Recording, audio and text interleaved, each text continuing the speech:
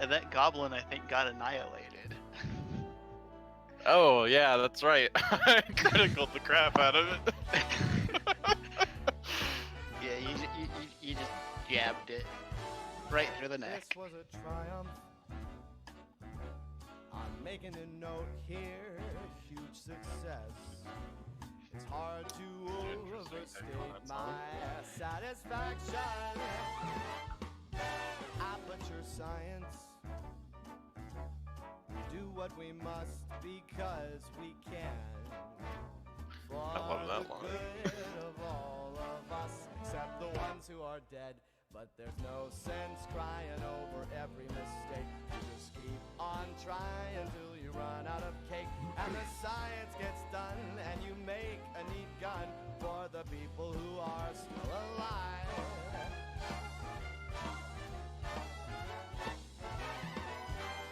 I'm not even angry. I'm being so sincere right now. Even though you broke my heart and killed me, tore me to pieces, and threw every piece into a fire. As they burned, it hurt because I was so happy for you. Now these points of data make a beautiful line. And we're out of I also just like to say, Mary did an amazing job with the art. Yeah. Oh, yeah. Yeah.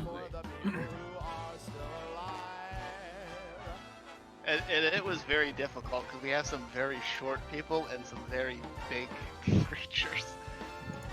And some Great people job that were finding being it. frustrating. Hey, I had reasons behind that. I Very don't give a specific. damn. Very important. Save it for after the stream, boys. We You can take it up back after. Yeah, we worked it out. We did. It's fine. We're good. Did we? Yes, as far as I'm aware. I think I'm still pissed. I've experiments to run, there's research to be done on the people who are still alive. And believe me, I am still alive. Why do I have a While copy? you're dying, I'll Never mind. be still alive. I feel fantastic and I'm still alive. And when you're dead, I will be still alive. Still alive. Still alive.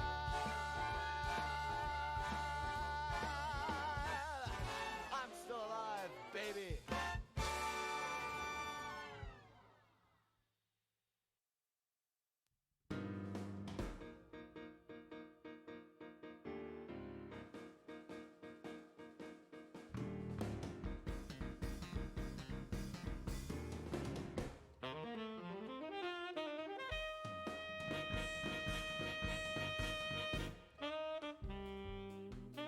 So are we live now, or is it still in the setup period?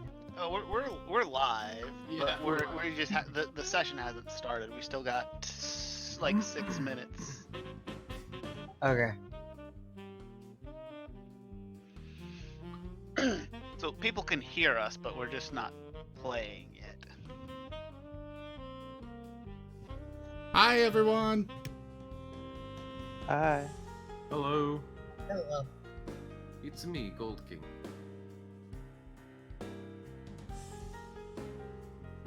Okay. Well, if you said that with any more of a Mario accent, we would have to have you and Mario fight to the death. I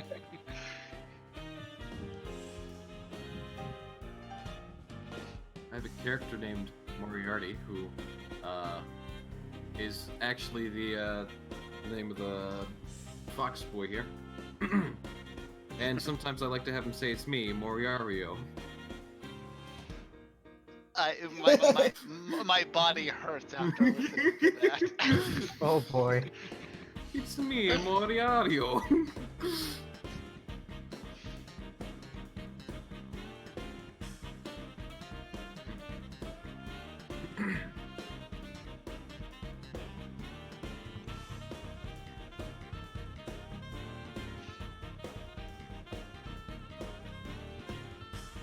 Quick, someone use influence so a random enemy gets hit every time the DM makes a pun.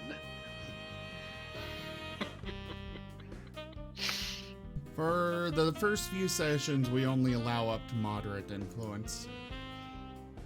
Ah, good.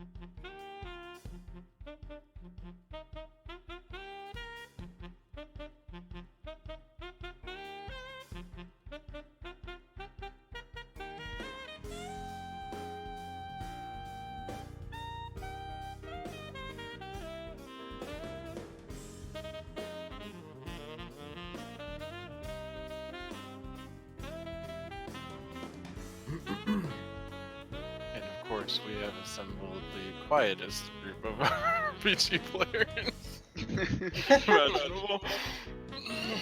I'm just trying to save up my hype for the DMing part. How do you regenerate hit die? I'm so mentally fried right now.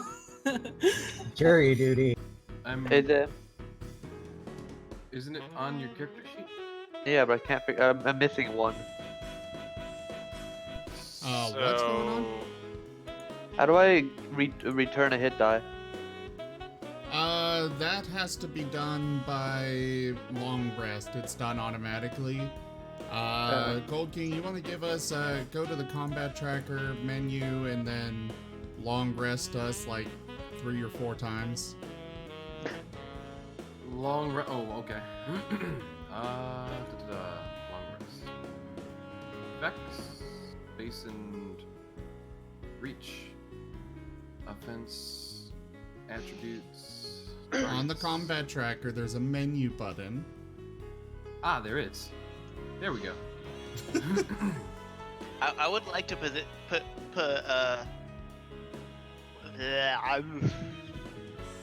proposition that we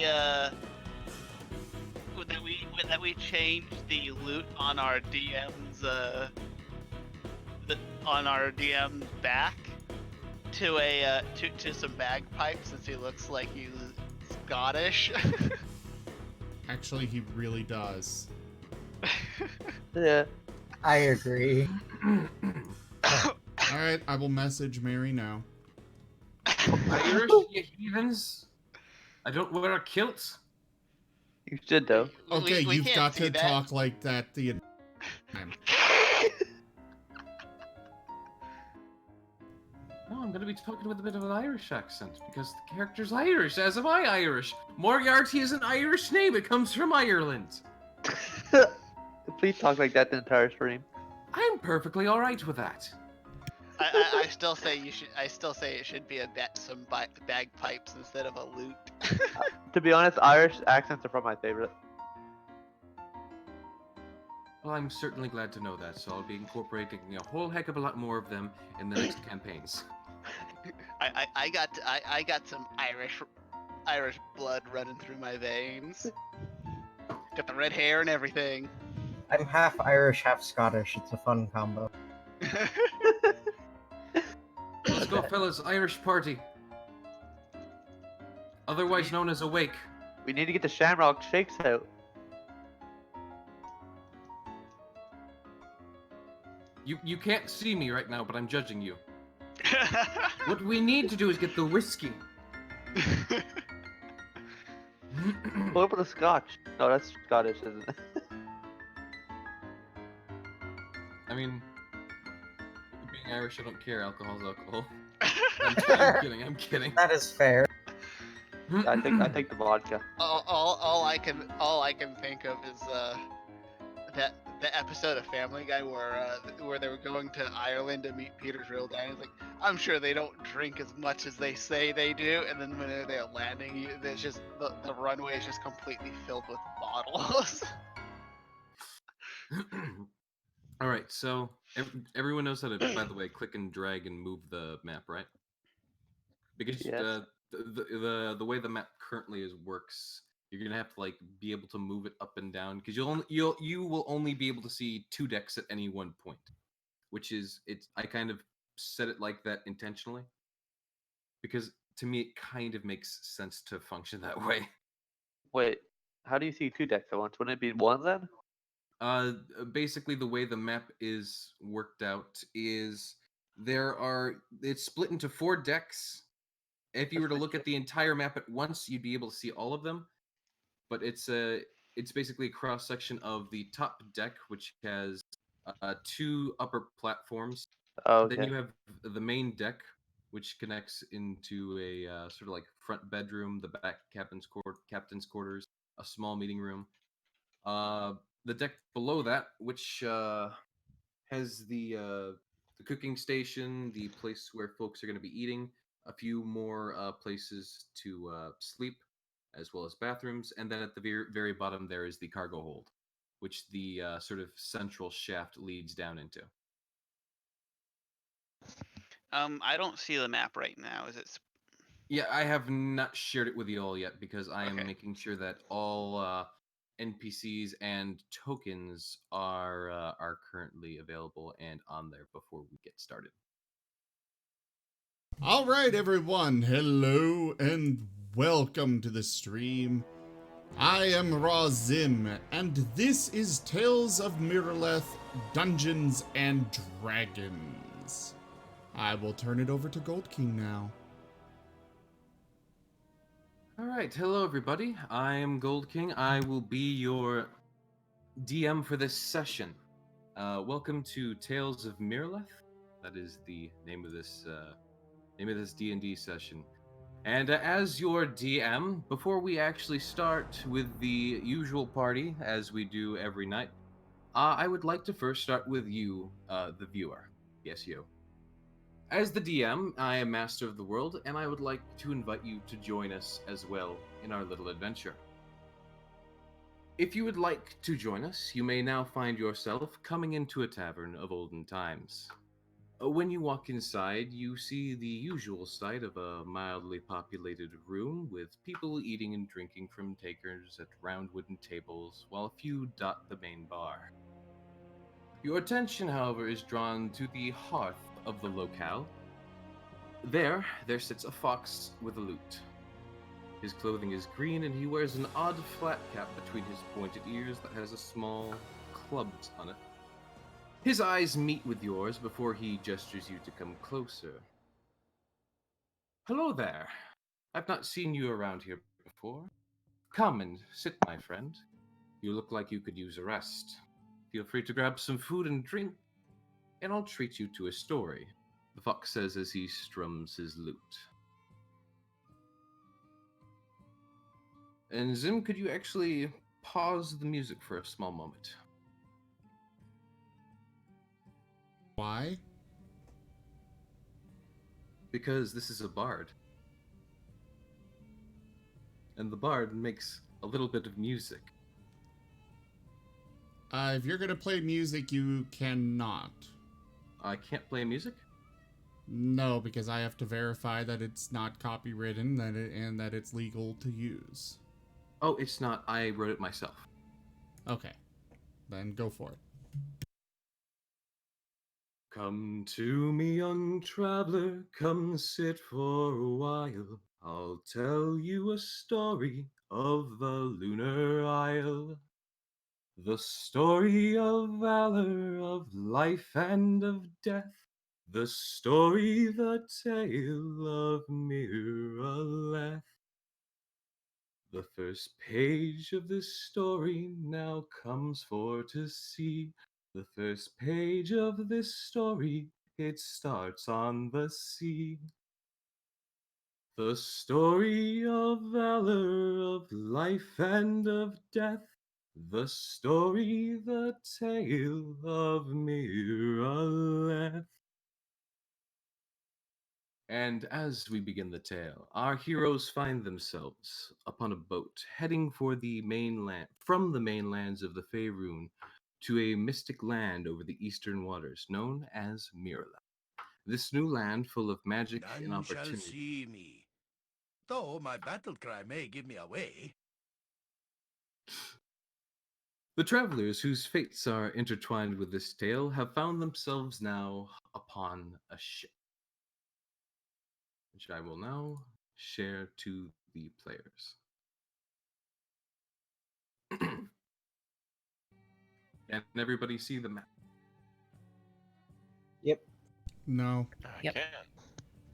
Yes, I can see it. Who cannot see the map?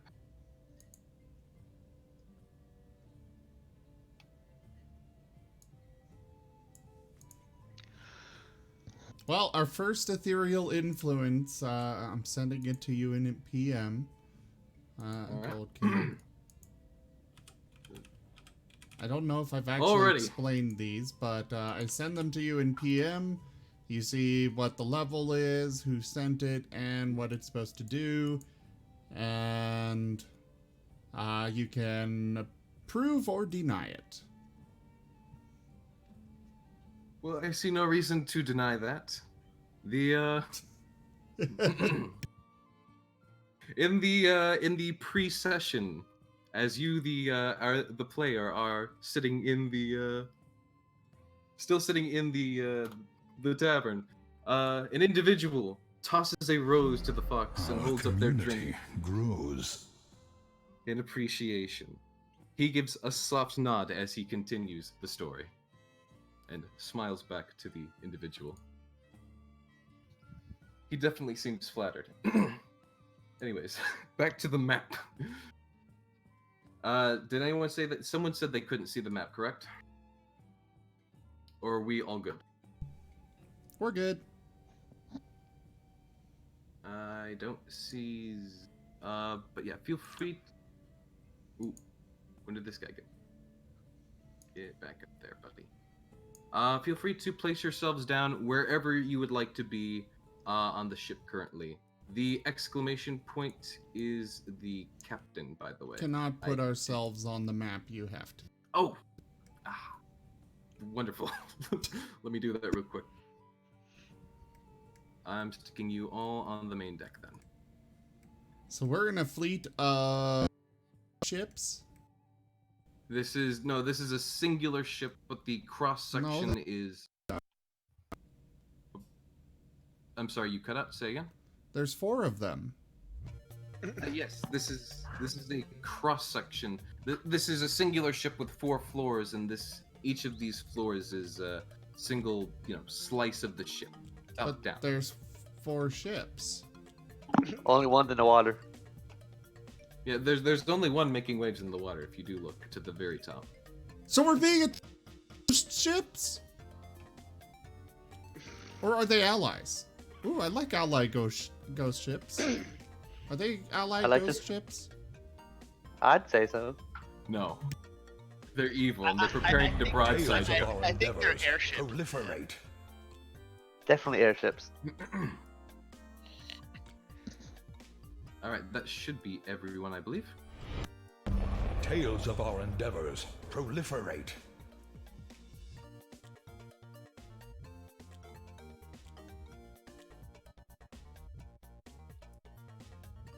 Oh crap. No, what happened? Giant. What happened? So someone filled the entire ship with a gas of a potion of enlarged person. Apparently. I honestly have no idea why that happened.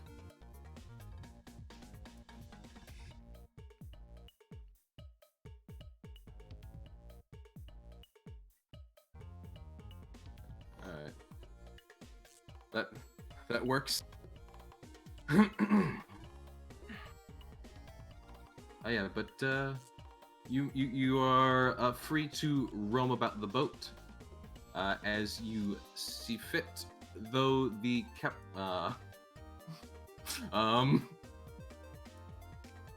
Earthborn, you kind of freaking out there.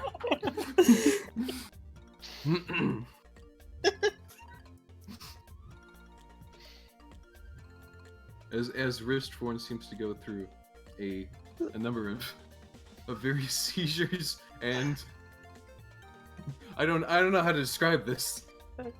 Oh, and they fade through a wall. And he I'm just flying, Jack. He just jumps off the ship. Well, this is a great start already. Apparently, me and City Air have both decided to raid the kitchen.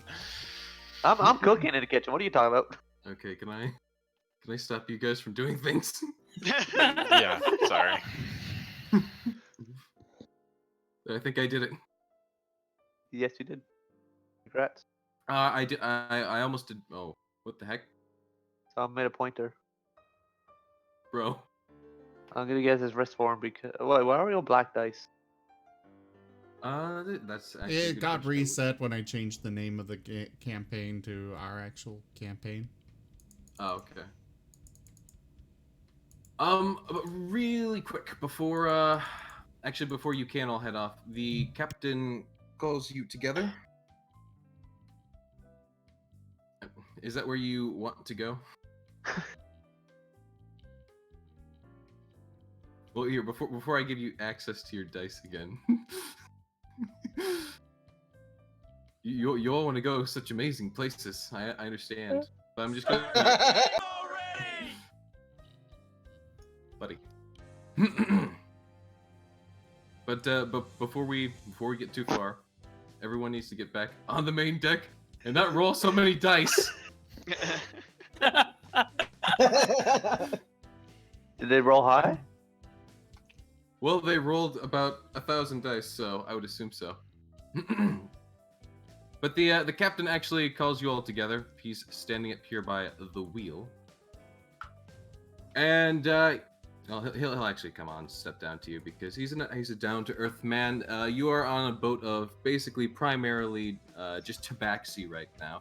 This was a ship that was chartered by the main mercenary company that you have all joined successfully, by the way. Congratulations, you are all part of the still nameless mercenary company.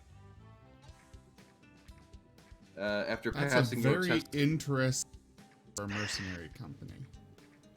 Interesting what? It's a name for a mercenary company. Yeah, they still never Mercenary really company? decided on a name. They still haven't decided on a name because they're technically not established yet. Well, and they're clearly still their debating name it. is Nameless Mercenary Company. They're not established, but yet they can. They own this big boat. Well, they're not established in Miraleth, which is the main place they're looking to. Blue Queen, guess- why are you drawing pentagrams? That's not a pentagram. That's just a walking path. That's just the natural path that Blue Queen walks in. Don't question it. I'm trying to summon my deity.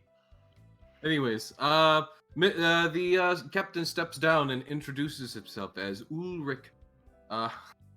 Ulrich. Talthane. Ulrich von Liechtenstein. No. Yes. And he takes a pipe as he smokes it softly. And he says, "It's a pleasure to have you all aboard. We shall be making landfall hopefully within the next 3 days." He says, as you all have been sailing for a good several days now.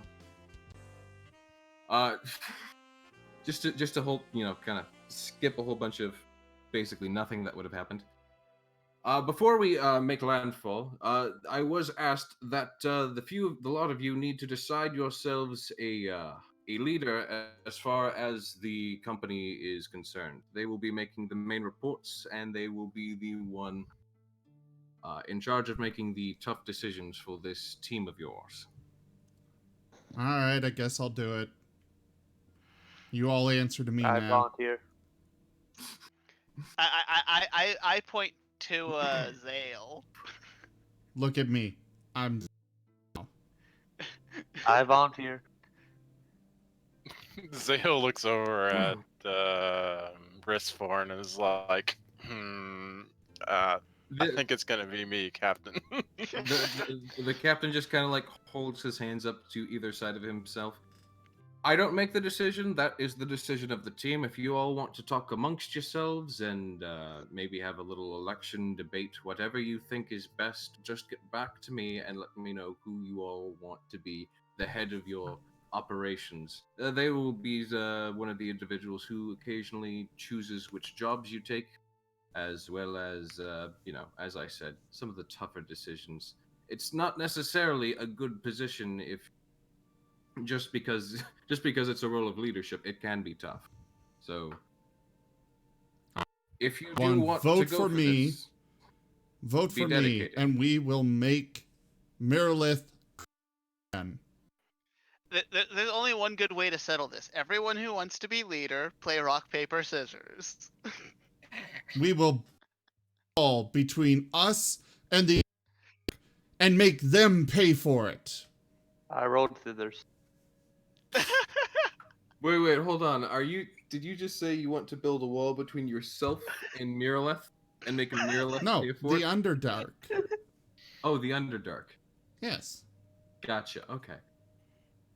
Either way, Ulrich moves back to the main wheel where you can easily find him.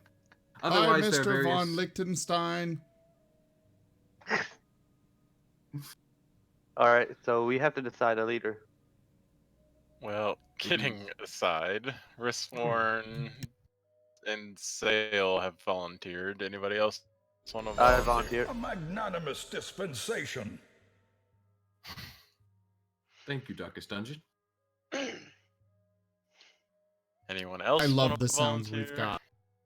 Icarus, thank you so much for that donation. Unfortunately, I cannot choose Caribbean music because it is copyrighted out the wazoo. Which I music? wish I could. Pirates of the Caribbean, I think. Yeah, that's you're gonna get strike down in no time for that. Yeah, it's thoroughly not allowed. But I've got Casey, some you're breaking up Pokemon a music. lot. Do we have Pirates of Penzance?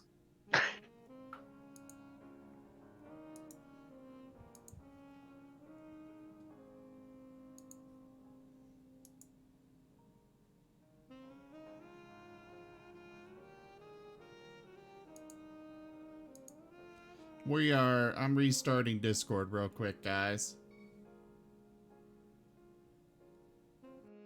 And closing.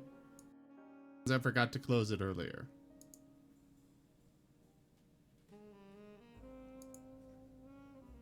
As this.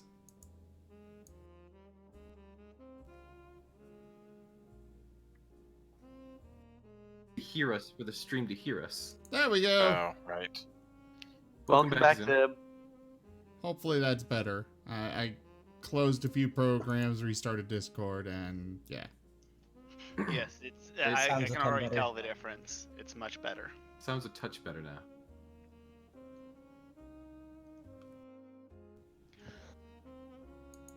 Anyways, as I was saying, can't use Pirates of the Caribbean music as much as I'd love to. Because Disney, defends Doesn't that. like it. They own that very fiercely. I think anything Disney owns, they handle it very fiercely. Isn't Disney like the biggest company in existence right now? I think they I wanna- are. I want to say they are the biggest, but definitely the most profitable. They control Well- copyright laws. Zale let's- kind of looks between Sidier and Ristforn and is like, I think I choose him, and points to Sidier. Wait, her. Sorry, her. I'd be okay with that. You can always trust the healer, because if you don't, they let you die. I won't let anyone you die. Sale nods at that appreciatively.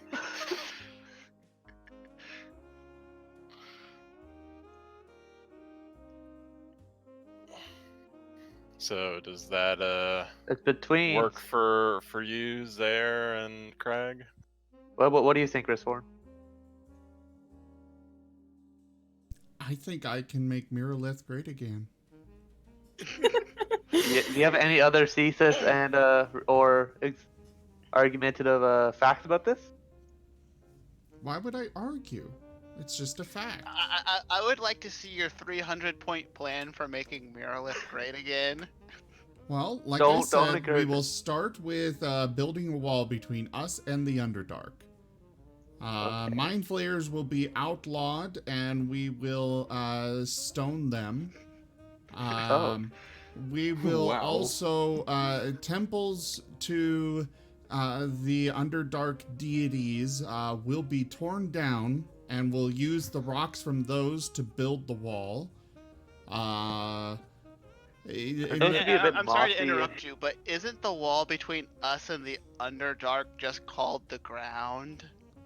No, because there's still entrances to the Underdark through the ground.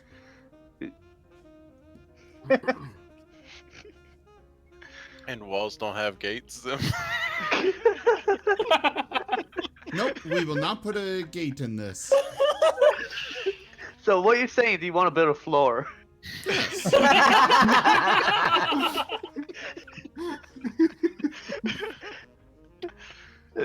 So that's what you want to But do. You want to build a wall- stone floor. I'm saying that I'm calling it a wall because it helps people feel more safe. The wall just got 10 feet high. No more So grass. what just we're gonna do is stone. build a giant wall and push it over and make a floor of it. Exactly. I like See, this you plan. I'm guys gonna get incorporate it to my. If you pick me a leader, I'll also do this. Hey, that is plagiarism. What are you doing? Instead, we'll build the wall out of dirt, and it's already complete for us. But dirt Just is gotta- not as solid as stone. What's under the dirt? We gotta just fill up the entrances. We'll be fine. All right, so I think we got 3 votes for our cleric girl Cidier. I vote healer. Don't want to make the healer mad. By the way, I'm sorry, I completely skipped over this part. For the sake of the viewers, could you all please give a brief explanation of your characters, by the way, as you are going around and delegating yourselves, just Who's so going the first? just so the viewers know who is who and what everyone's various classes are. Does everyone have the same order to the characters on the top left? Because we can just use that as a standard order. We all do. Okay, Yeah. so how about Zaire? Why don't you start and we'll just go down the line. All right, so I'm playing Zaire, and I'm a druid who is a complete misanthrope, just like lived most of his life outside of society and doesn't really care for people.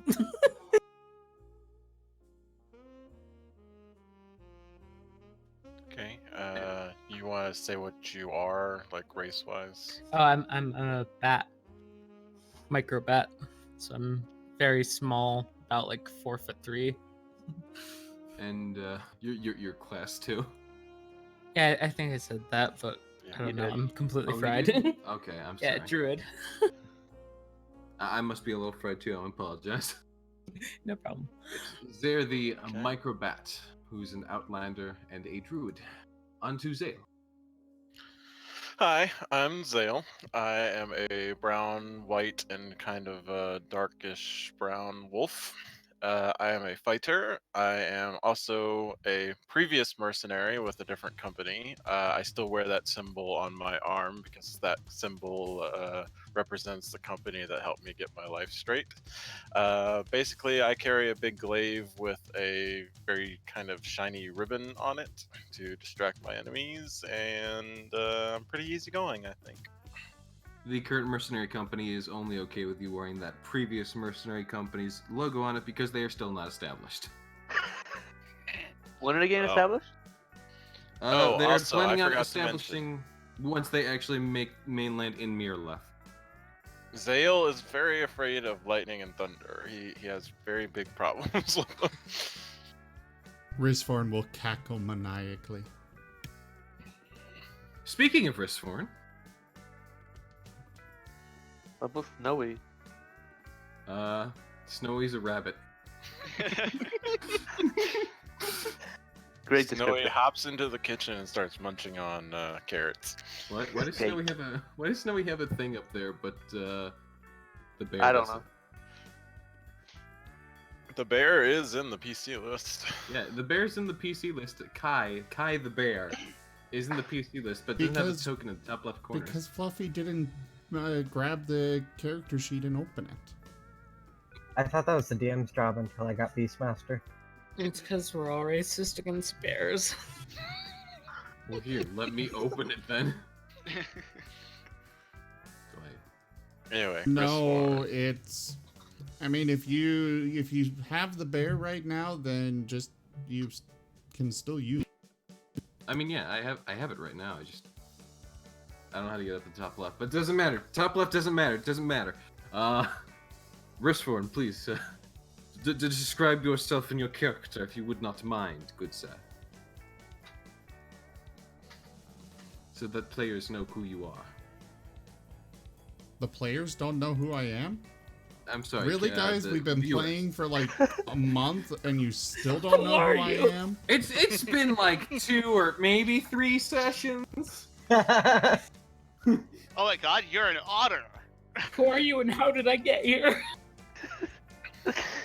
I've fallen and I can't get up. Alright, Ristforn. Well, I am an otter. Or an other. Not a whole lot is apparent. I am a sorcerer. Obviously, I enjoy around and such, particularly with lightning.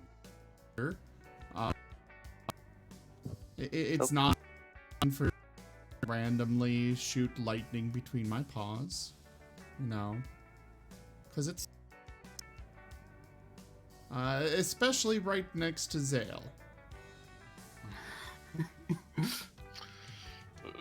You realize I can hurt you. Yes, but can you succeed saving throw It's against like- fear? That will be the question, won't it? It's like every now and again, Zale just kind of like clenches his fist at Ristforn. But that's about it. He's worked as a sailor most of his life. He has a little bit of power over the wind and weather, so, you know, quite valuable on a ship. He also has a very special eye. Look with my special eye. Also, I just realized I never actually changed my icon. You did? Yep. And you told all of us to change it. I've been busy. I know. There's You get there's past lot this that time. goes on in the background, yeah. City Air? Anyways. Hello, I am Cydia. I am the Dragonborn acolyte to the Church of the Greatest God, Bahamut. And Also my a church was... plagiarist. I am not. You're stealing my plan for Don't the you, wall. Sparkplug? The Don't you, floor. Sparkplug? As a compliment. We'll go with that, sure. It is my... Yep. I am a lightning Dragonborn. And I'm a cleric. And you are female. I'm male, by the way. Oh, Zale weren't is you male. also previously a mercenary, or was that not part of your story? No, I do Okay. not have. I'm not a mercenary. I do have some combat experience, but not as a mercenary. Okay. I was a Just- guardian of a church. You are a mercenary, though. That's I mean, kind of the whole you- point and premise of this entire campaign is that we're all mercenaries. Yes, all of you are mercenaries now. Yes. Not before. Yeah, I was speaking about previous experience, so thank you for clearing that up. I thought you were, but I was apparently wrong. Okay, on to Crag.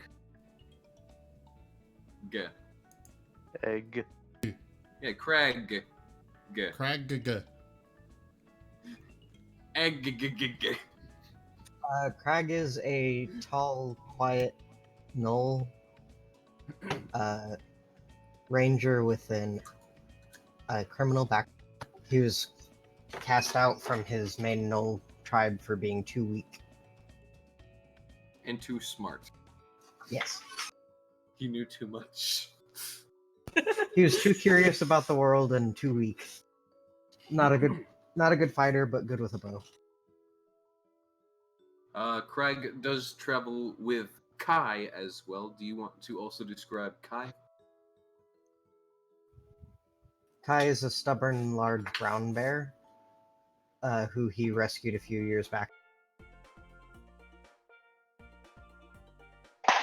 For some odd reason, it continues to follow him, even though so far every time he's gotten into combat, it has seemed unwilling to do anything. And then finally, we have Graham Ashfell. Graham Ashfell is an albino rabbit from a nomadic clan of hexblades who by day claim to hunt undead, and by night perform other untoward acts for money, usually involving murder. He is accompanied by his companion Snowy, a result of a magical experiment performed upon him. Yes, I feel it important to mention that Graham is a young boy, and that he is not quite following in his clan's footsteps. If I'm Indeed, correct. he's not. Well, Zale claps Sidier on the back and it's like, well, congratulations, you're our leader. Why don't you go tell him that?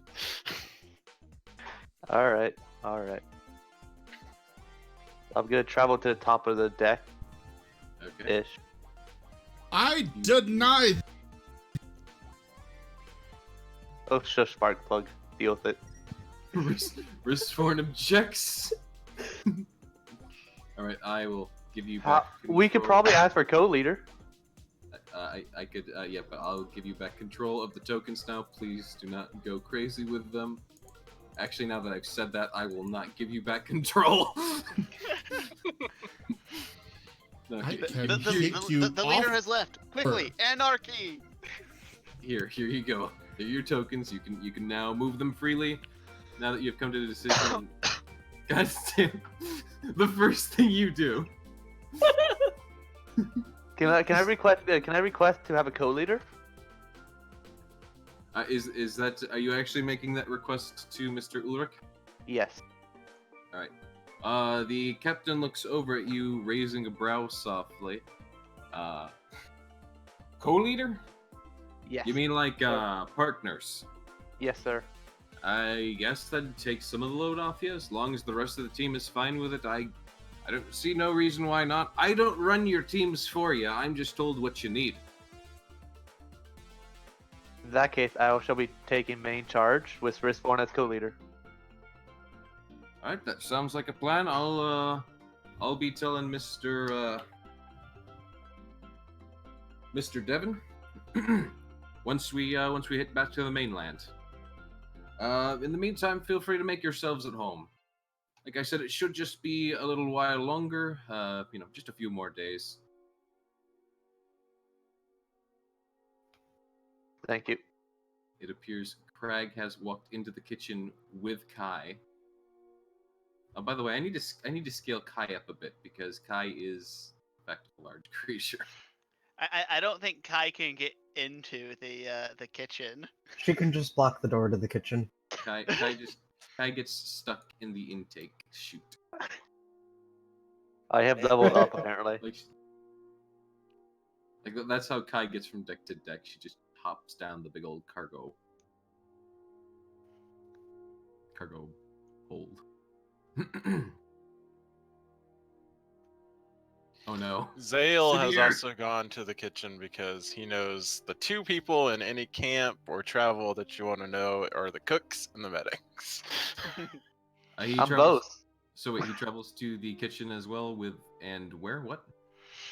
I'm getting friendly with all of the cooks, the chefs. I'm doing like little tasks to help them out, carrying stuff, that kind of thing. I think Alright. Wristform's gone for a swim. When you get back here. We don't have lifeboats. If you jump off, that's it. Oh, they're an otter. I assume I'm they're an swim speed otter. right now. I've got a swim speed.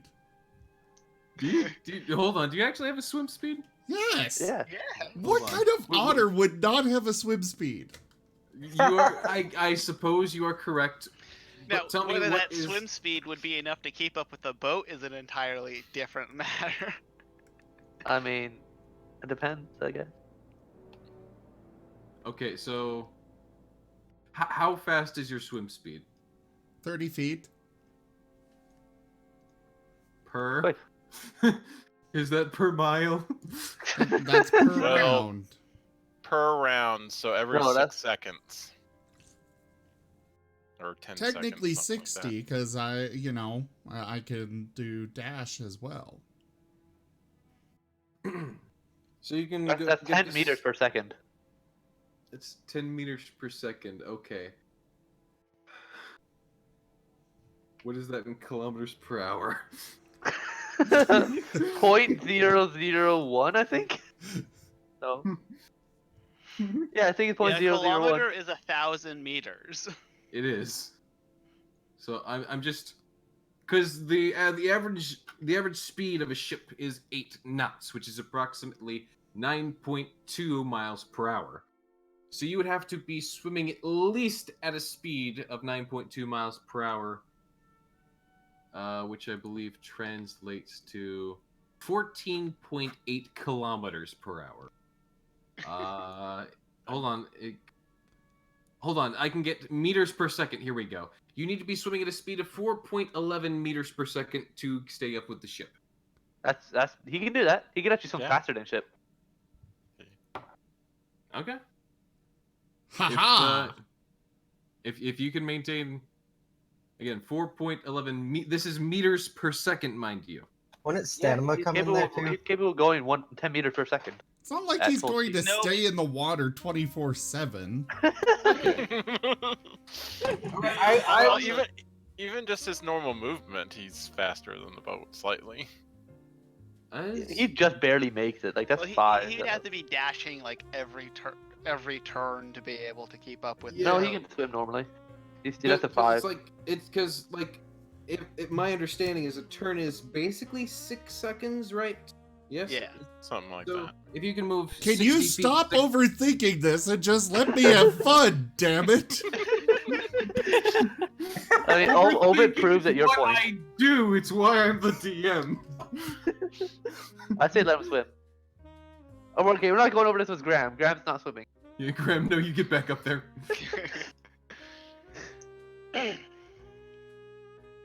All right, so it looks like Ristforn goes for a little swim then. He's the side- stripping down and jumping in. Okay. Hashtag let Uh, Ristforn Did he swim throw again. a rope or something over the water so he can Okay. get back up? Most let's ships examine. have ladders built into the sides of them. Good That is point. true. That is true. But Zim, please do keep it PG for the first stream. I mean, that's PG. He didn't describe any of it. Yeah. It's Okay, just- fine. Who's the person in this room over here? Also, Who's it's the exclamation mark? PG-13 that we're concerned about. Fair enough. Get in the water, you little. I kept going in the water, and you kept moving me out. Okay, there you are. You're in the water. Get nice and fresh and swimmy. Go get some fish. Sidir, are you going anywhere after telling the captain the news, or do you just want to like kind of stand there awkwardly on the stairs? Probably a ladder. No. Who's this person an exclamation mark in the room? That's someone she'd be concerned about? No, that's just that's Marcus Brenner. That is your That's our the mercenary. That's a quest No. giver. I mean, technically he is, because he is the mercenary captain who did hire you guys. And also, I didn't have art for him, so that's him. I mean, I've got art for a black deer if you want that. He's a canine. That is why I was asking you earlier about art for canines that you had access to. What's with the giant circle? That is a good question. I didn't. It keeps following me around. I think Risforn cursed you. Yes, it's Richborn. I don't do curses. That's Graham. You do red circle. That's my job. Okay, he sent his hopes and prayers, which is giving a negative effect. -1 to all rolls. Okay. I thought it was like me being a leader or something, but I guess not. All right, so the rest of you going to the kitchen. I shall now DM you, now that it seems that everyone else has their position, with Mr. Zaire simply standing at the bow of the ship. I'm flying. I'm flying, Jack. Da-na-na, na-na-na-na. He's watching Risfor majestically swim. Risforn occasionally like hops over the waves like a dolphin. Okay, but you both walk up on the Tabaxi cook, who is literally just a common mercenary who happens to have one of those big white floppy chef's hats. I want that hat. He looks to the both of you and simply gives you a nod. Is there something you need? I kind of shake my head and I'm like, nope, just what help do you need? He gestures over to the barrels over. Hold on, let me get my pointer out. At the front Pointer of the boat. Yeah, there it is. Yeah, he. Oh no, use the pointer. Interesting. No, but he points to the barrels over yonder and says that he has some potatoes that could use peeling if you'd like to help out. I nod and say no problem and go over there. But after I get the knife and the potatoes, I look down at it. I'm like, I have no idea how to peel a potato. Roll me a survival check. Survival. Hey, hang on! I got a solution for this. Graham overhears this, and I can probably help with that, and just prestidigitates the skins off the potatoes. I don't think that's how it works. Yeah, I think you can. You can like That's remove not what like up that's to like not a how it foot. works. Can't you like remove like a foot of material with the prestidigitation? I mean, a foot of a potato is not very much. Well, I know. What are But you like feeling? the Like surface potato? area of a potato, I don't think exceeds a foot. So. You'd be surprised actually. It depends how Because big it's, the because potato. it's the surface area. So like. So am I still rolling survival? Yeah. Please still roll survival. Let's Google. You seem to pick it up actually pretty quickly. It's pretty simple. You just kind of like run the sharp end of the knife over the potato while turning it.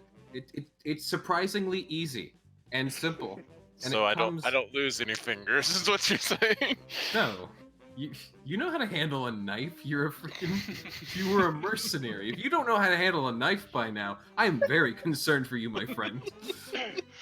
Just because someone knows how to handle a knife doesn't mean that they won't they can't slice their finger off while like skinning something or peeling a potato I'm gonna because be honest. You have to be let like. the knife slip.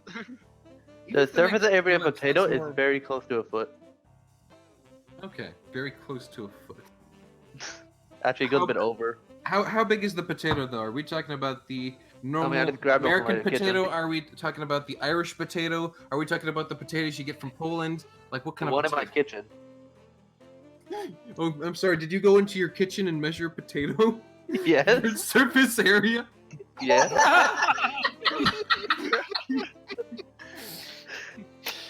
It's a bit over a foot. That's some dedication we can get behind. I'd like to see your math later, but for now, as Zale is peeling potatoes, Craig, what are you doing in the kitchen? I'm offering my hunter skills that I've built up to see if they need any help with, like, meat prep or something. The chef kind of just. I'm sorry. What did you say? Like meat prep or something. Okay, meat prep. I was gonna say that the chef was gonna like tell you to go hunt a fish. But no, if you're looking for meat preparation, he says, well, if you do know how to cook, I'm making some stew right now. There should be a good bit of salted venison in one of the crates if you want to look around for it.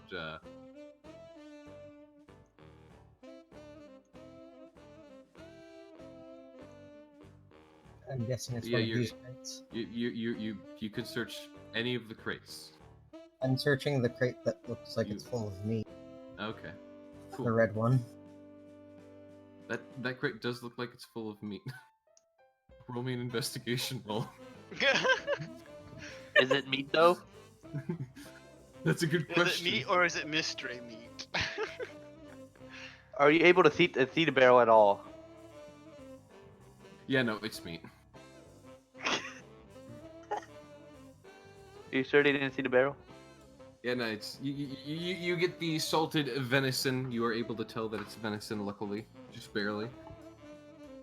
I start slicing and prepping the meat.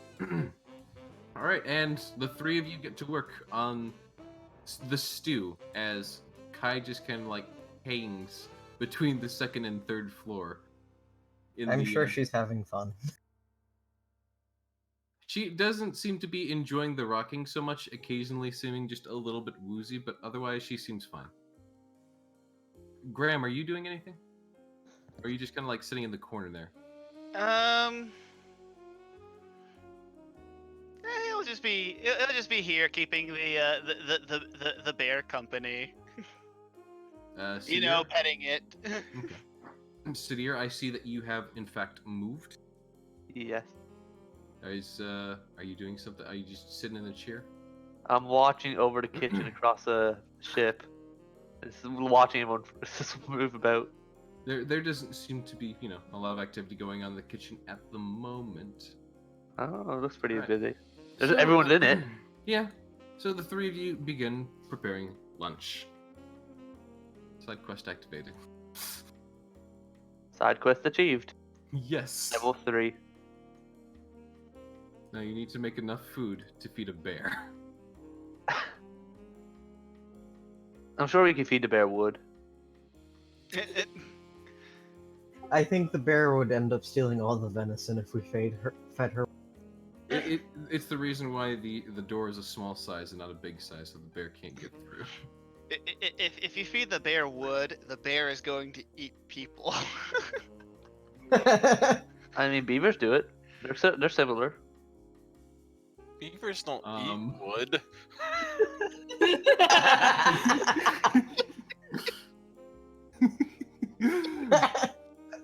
You're thinking of the woodchuck. That woodchuck could chuck wood.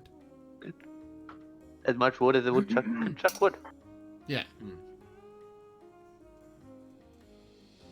Wristphone's Alright, fishing. Oh, nice. If you actually do want to make an attempt at getting some fish, go ahead and give me a survival roll. Not bad. You were already on it. Congratulations. Get advantage for being already on it. Yeah, go ahead. Go ahead and roll with advantage. Go ahead. Yes. Actually do that, yes. Better than that one you had. You are able to, at one point or another, just straight up catch a fish in your mouth. I want it to be a giant tuna. You want to be a what? massive tuna. It is a medium-sized tuna. Close enough. Yeah. In that case, I want it to be a medium salmon. Salmon are not in saltwater, last I checked. Fine. No, they do live in the ocean whenever they're not in the Yeah. they're not spawning. Really? Yeah, Like, I all- think like- they're like in kind the of middle? they They're do mixed breed. both. I Just guess like that vampires. makes sense. That's why they would just run upstream. But like in the middle of the ocean now, not just like on shores. They migrate pretty far. Also, just so you know, Risforn, a massive tuna is about 830 pounds. I don't think you want to be catching that with your mouth. Yeah, he is correct. You're No, He's I- whale I- hunting with a harpoon. I bite onto it and then shoot electricity through it. At least stunning Would that it. shock you too? Congratulations, you have electrocuted yourself. No, I'm immune. Are you? Are you? Eventually, on. I will be. Okay, eventually. Fair enough. Okay. I don't think you are now. Yeah. And I'm pretty sure He's I'm gonna become immune to my it by own shocking magic. himself repeatedly.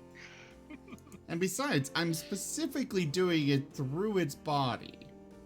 Okay, fair enough. Now, how are you gonna get that back on the ship? Things are quite light when you're carrying them in the water. And then whenever you get out of the water and try to carry it up the No, ladder. I'll go to the ladder and shout up, "Hey, I got dinner!" Throw me a rope. Exactly. One of the tabaxi will come out to meet you to help you up when you do that. And that can go and be added to the stew. Speaking of the stew, Mr. Zale and Mr. Craig, go ahead and give me another survival roll for preparing the stew. Wouldn't it be a potluck at this point? We're just throwing ingredients in it. Well, a potluck, I believe, like is multiple dishes. I'm pretty sure this is still a stew, even though you're putting like a whole bunch of stuff in the stew. Also, I'm sorry, you both rolled before I got to finish. Do roll with advantage because you have the chef helping you. Yep, okay. And I'm honestly not sure what his survival would be because he's a mercenary. Probably pretty high considering they're a mercenary. Either way, he is helping you. Sorry, still not great at this particular version of. How do I do it with advantage? You can just roll again, but in the future, on the bottom. Oh, left, actually, no, I found it. Never mind. I forgot. There is a button at the bottom that you click before Yes. you roll. ADV. Oh, that's a nat 20. Okay, yeah. This is going to be some freaking amazing stew. As you are cooking it, the smell is even getting out to Graham and Sidier, and even Risforn when he actually gets back on the ship because it's just barely whiffing through those cargo doors in the middle, and it smells amazing. How's Kai reacting to that? She is giving very eagle. She's giving very eager little like roars and growls of delight, and kind of like pawing at the floor in front of her, which she can't really, of course, get onto because her bottom half, which is the heavier half of her, is still like hanging down the floor. But she is eagerly like trying to almost like jump up onto this floor to like see the food because it smells of good meat. And good meat is the best meat. Because bears don't get good meat, they get raw meat. And fish. Is fish not meat? I mean, if you ask a pescatarian. Ugh. I've gotten But- into that argument with my sister multiple times. It's annoying. It's okay. Fish don't feel anything. But a cow does. You know. Yeah, no, I get you. But either way, Restforn, you are helped back onto the ship, or at least the fish is taken from you, whichever one of the two you would prefer if you wish to keep swimming, or if you wish to come and help put the fish into the stew. It's up to you. I caught others could put it in the stew. Wait, what? I caught it, so others get to do the rest of the work. Okay, so the tabaxi kind of just shrugs, takes the tuna, and begins bringing it downstairs, leaving you to do whatever it is you shall do. Man, that must be one hell of a back Yeah. to be carrying an 800-pound. I mean, you didn't get an 800-pound one. You got a smaller one. That's Fine, still pretty it's heavy. 600 You- pound. We were joking about you having that big of a... Because you said you caught a massive one. I mean, an average tuna is still like 250 pounds. You know, lot of food. it's kind of big, it's kind of body size, but you do also keep in mind that these are like bulky, you know, mercenary guys. So Okay. Probably dragging it more than carrying it. for him, it's find like a comfortable spot to lounge out on deck, okay, dry off. You but know. yeah, for these mercenaries, it's basically like carrying a dead body, which you know they do on a daily basis. People go missing on a ship. Suddenly, there's one more death. Suddenly, someone went missing. Graham. And it just happened to be the person who smelled like fish, and they Well- just happened to be near the bear at the time.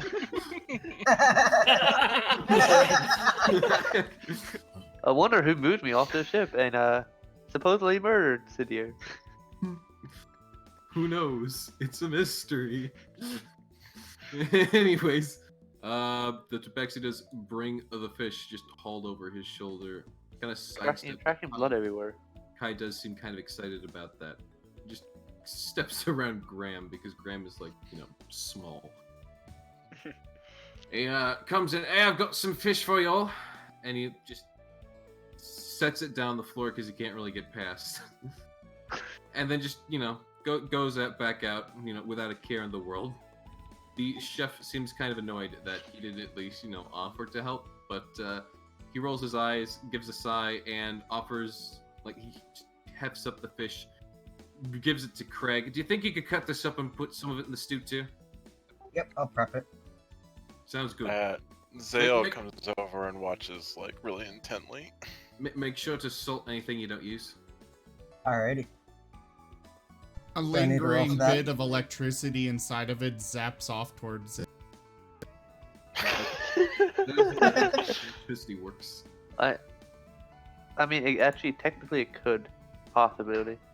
Depends what the This sock is is also wearing. magical electricity. Fair enough. Yeah, Zale jumps like a mile in the air. Is he still interested in watching? Not anymore. All right, well, Craig, go ahead and give me a survival roll, and then an endurance roll. No, not you don't need to do the endurance. That was a joke. Oof. Did you just roll with advantage? No. Okay, and that's fine. You don't need to. You made it either way. So you cut up on the fish. You you know, chop its head off, get out the, you know, mainly not edible organs and whatnot, and begin to do the basic skinning and chopping of the fish, preparing it for a nice little dinner. Hold on, what time is it? Okay, it's that time. I'm sorry, I thought it was a little bit later than it was. Yeah, you get back to preparing dinner.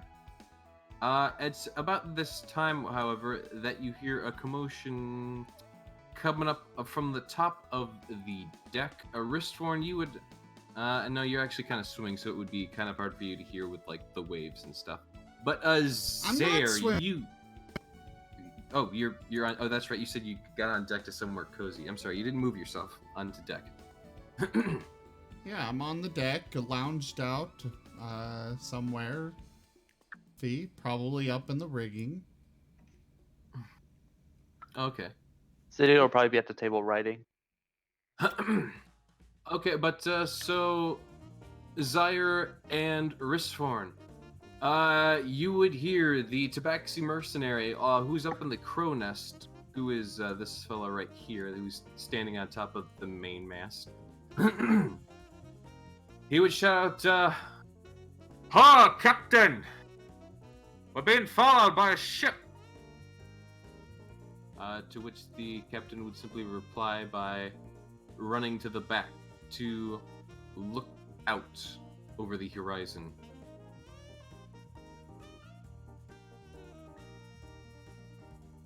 And then he just seems to return to the wheel, seeming to be a bit more in thought. The Tabaxi mercenary on deck seems to start making sure he's got some proper gear ready. So he runs into here and checks his little chest. And well, actually, yeah, no. Risthorn and Zaire, how do you respond to this if you do at all? Risthorn will look curiously over towards behind us.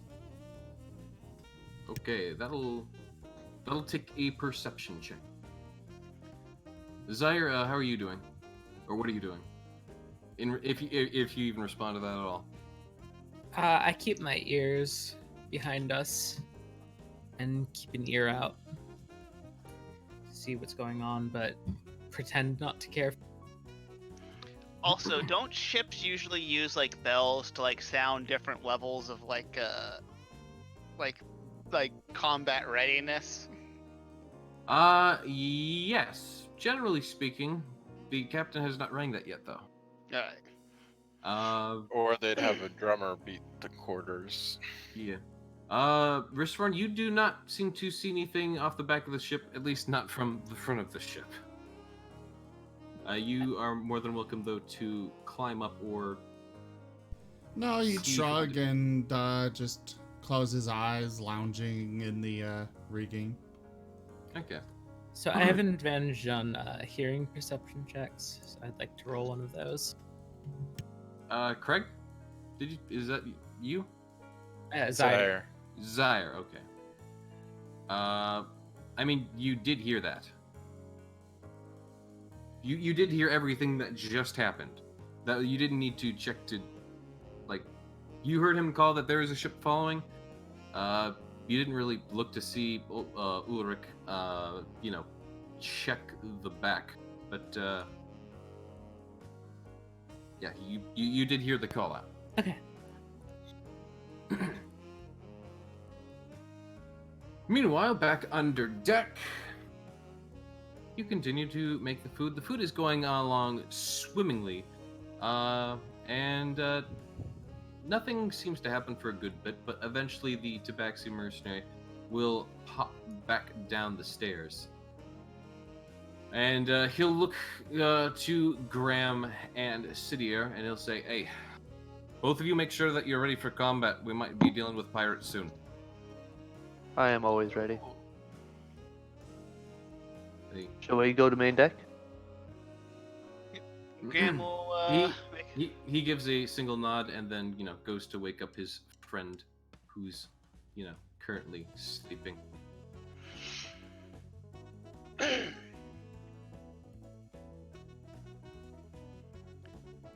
Graham will go up onto the back here and take a looky-loo.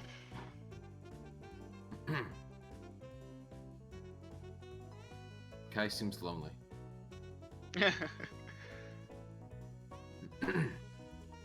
Alright, give me a perception roll. Graham, that is. Alright. And since I'm not...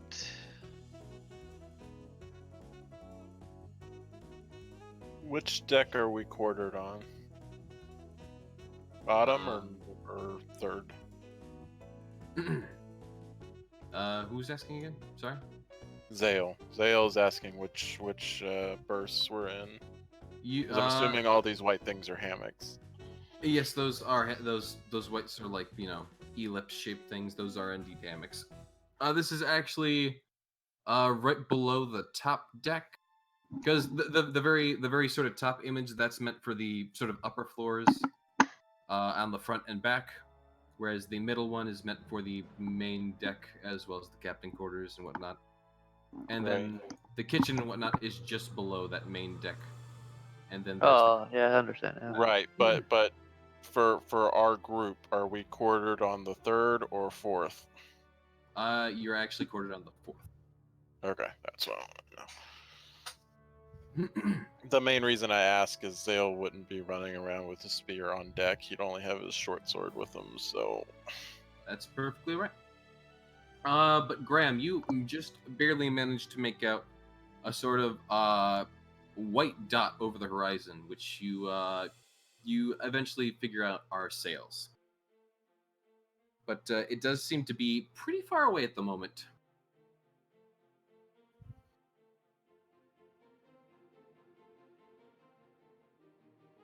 Sidir, you come up the steps and you see the captain, who is contemplatively smoking his pipe and keeping his eyes on course.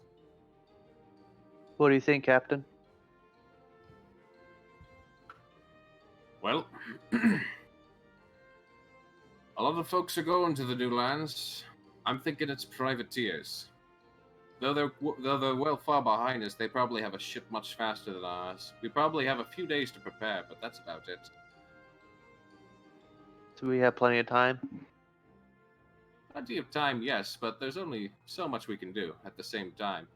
You might want to talk with your new little leader friend to start delegating tasks, to start preparing for them. I thought we were only 2 days away from the island. Well, 3 days. Okay.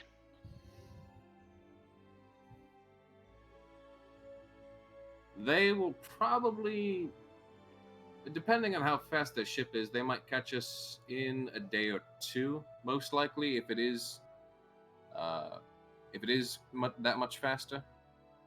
Though there's no doubt they're heading straight for us. After all, they're right behind us.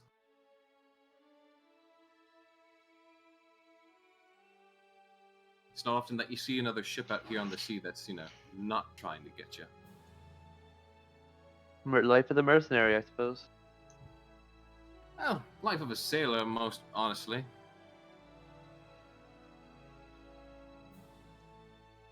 I don't think normal mercenaries need to deal with bandits, lest they're causing problems on the mainland. Either way, we don't exactly have cannons and whatnot, so... You might want to start thinking of how exactly we should deal with a boarding party if necessary. Probably need to fortify the top deck. Sounds like a bit of a plan.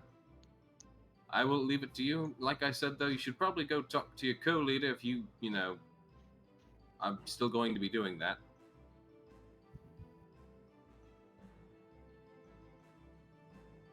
He says, just kind of like pointing with the mouthpiece of his pipe over to Risful, who's currently lounging about, not seeming to entirely give a care. Concerned. I'd like to start shaking the rigging Risform is on.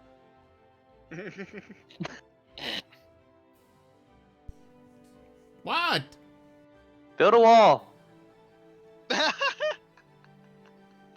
But we haven't any of the temples.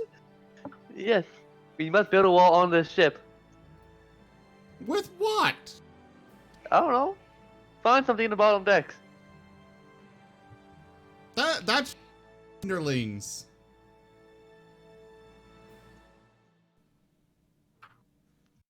You have expertise in building walls. Build a wall. Sire, go find build a wall.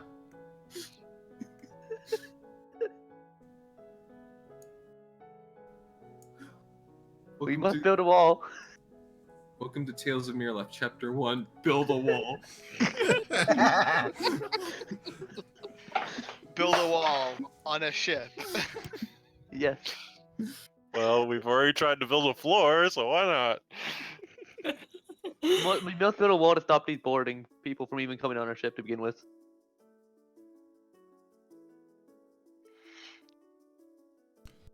Whoops, Farn sorry, will you- climb. Finally getting stuff back on. Oh, he's just now redressing. High off. Sidier, important note, he was naked up there. I shake the rigging harder.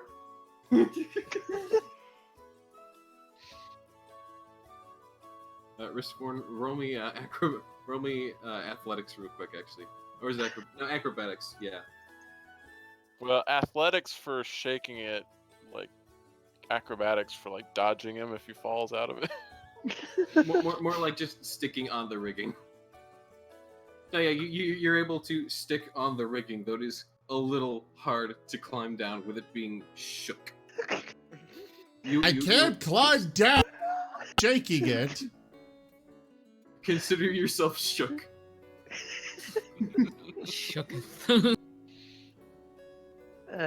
Sidier probably stop shaking at this point, waiting for him to get down. After it has stopped, he'll climb down. Okay, you make it down without a hitch, and are able to get back into your clothes. Please.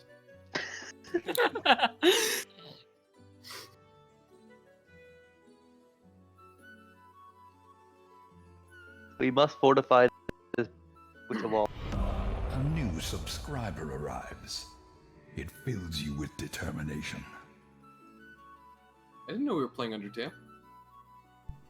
Oh, Semper. That's Hi, one of the Semper. sounds that they... Determinedly shuck some carrot. Semper Dragon, thank you so much for that subscription. Welcome to our tribe. Thank you for the support, and yeah. It's so Hey, great. Semper. Nice to see you again. Thank you. Thank you for supporting the building of the wall.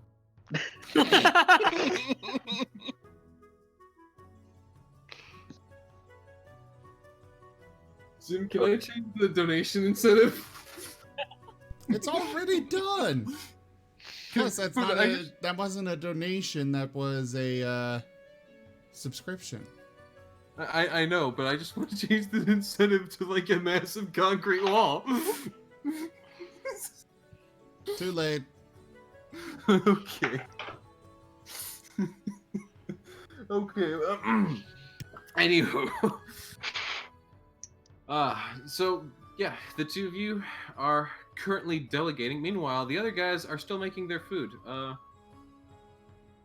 It doesn't really matter too much at this point, but just give me both another survival check. Well, Zale has been spending this whole time kind of like watching the cook and picking up a lot of tips and tricks. While peeling potatoes, yes. Well, yeah, because I've got the new tricks trait, so I learn things very quickly. Quick, eventually he has you dicing potatoes. Advantage or regular? Just regular. You'll be fine. I don't know. I got a minus one. Yep. Yeah, no, I think you're fine. I'm very good at it. Yeah, How you're much apparently- energy can Sparkplug make? 12.21 gigawatts.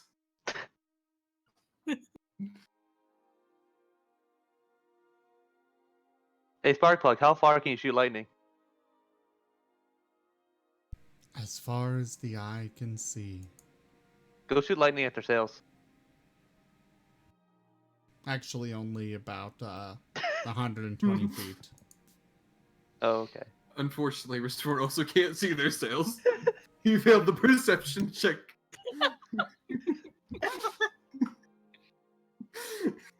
If you get a really long rod, can you transmit it all the way there? Where are you gonna get a long rod? I'm sorry, but I need to ask this. Oh. In the ship, maybe? Just have Riskform jump in the water and wait for the enemy, and then burn their sails down and swim back to our boat. I'm sure we found, like, if you looked in the cargo boxes in the bottom hall, we'll find like a 300-foot pole somewhere. That's how inventories work, right? Not on a ship. Oh. Or inventory itself. No. Well, generally the problem with that particular plan is they tend to have buckets of water around the rigging. We'll electrify those buckets.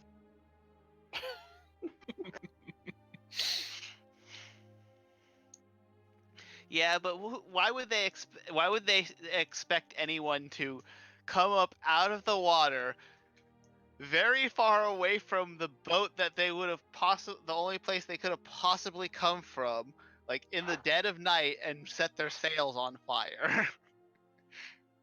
Because fire is such a risk to the ship that those ships were always ready for fires. That is honestly, yeah. Can we is it possible to make a delayed spell? I mean, especially pirate ships because they have gunpowder and all sorts of stuff on them. Like this ship, I will tell you, does have cannons on it. Oh.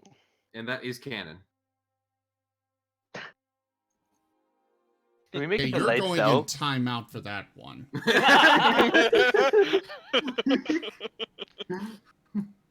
I was wondering. As soon as my computer loads. There we go. Timeout corner. Okay. What about the DM? Cast all the spells at once. Oh, okay. Never mind. See, there's a difference between ship cannons and war cannon. Yeah, The problem about both of them is that they both sink ships. Okay. Why do you have like a modifier of AC3, Riskborn? Yeah, Restore Mage just has... armor. Okay. Wait, really? Okay, cool. Yeah, Restore has insane. He just has insane. I have a lot of windows open behind the map. Let me close those real quick. All right, let's see. Oh, I need to add some more things to the. All right, but yeah. So the food is still going along great. It's actually almost ready. Kai is getting impatient, and you can actually hear the wood creaking as she keeps trying to like hop up, but like she's too big and fat to properly get up. Meanwhile, back to Ristforn and Sidier. You are delegating what to do about the incoming pirates, while Graham just kind of like stares at the white dot in the distance, doing whatever Graham does. What does Graham do? Nobody knows, not even Graham. Anyways. Probably That's not not wrong. entirely inaccurate. But right now he's thinking if Eldritch Blast will be able to punch holes through a sail. I would say so. Oh, isn't it a psychic damage though? That's It's force. a force damage. Ah. It's its own little damage type that not much stuff is resistant against. You do believe though these are pretty big sails, even though they're like way off in the distance. You can see the sails before you can see the ship. You currently can only actually really see the sails. I mean, Yes, but once it gets into 120 feet. you don't have a Eldritch spear. No. You gotta get to 300 feet. Just to confirm, in character, me and Craig still have no idea any of this is going on. That is correct. No one has actually informed you. I feel like Craig never Graham will head. I think Graham will head down there and. Like you think you might have heard something when the first guy came down, but like too busy like actually preparing food. Hey guys. There might be a pirate ship. It's what the captain is thinking it is because it's coming straight for us. Sail kind of like turns with his ear kind of flicking, like, oh, well, that's great to know. And they'll be here within a day or so. As I'm still like peeling and chopping and whatever, it's like, okay, gotcha. You are slicing and dicing those potatoes like nobody's business. As Craig continues to also do the same thing to the fish, making some wonderful sushi before forgetting that he's actually preparing this for stew, so he instead just kind of puts it in the stew pot.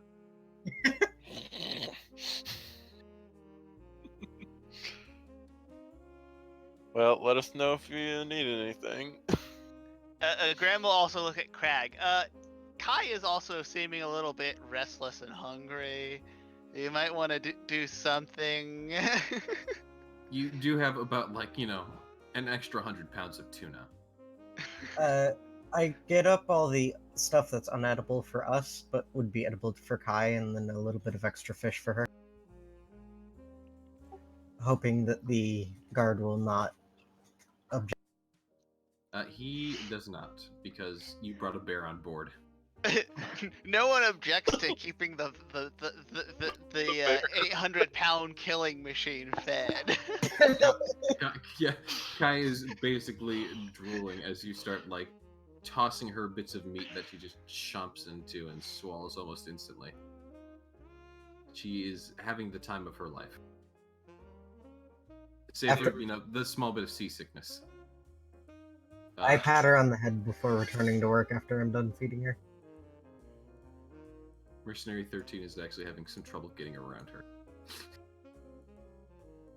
Zale goes and uses the restroom. Zale has contracted scurvy. No, I'm kidding. I don't think that's how that works. Yeah, that's why you have potatoes. Potatoes are actually really good against scurvy. Yep. Not as good as like oranges and stuff, but they're still really good. Well, at least they can last longer than oranges. Yeah, they probably do. In fact, I don't think potatoes really go bad unless they like actually start growing mold. I think they just start making more potatoes. Yeah, Don't they become if you guys get moldy and sprout, squishy, or though. is that onions?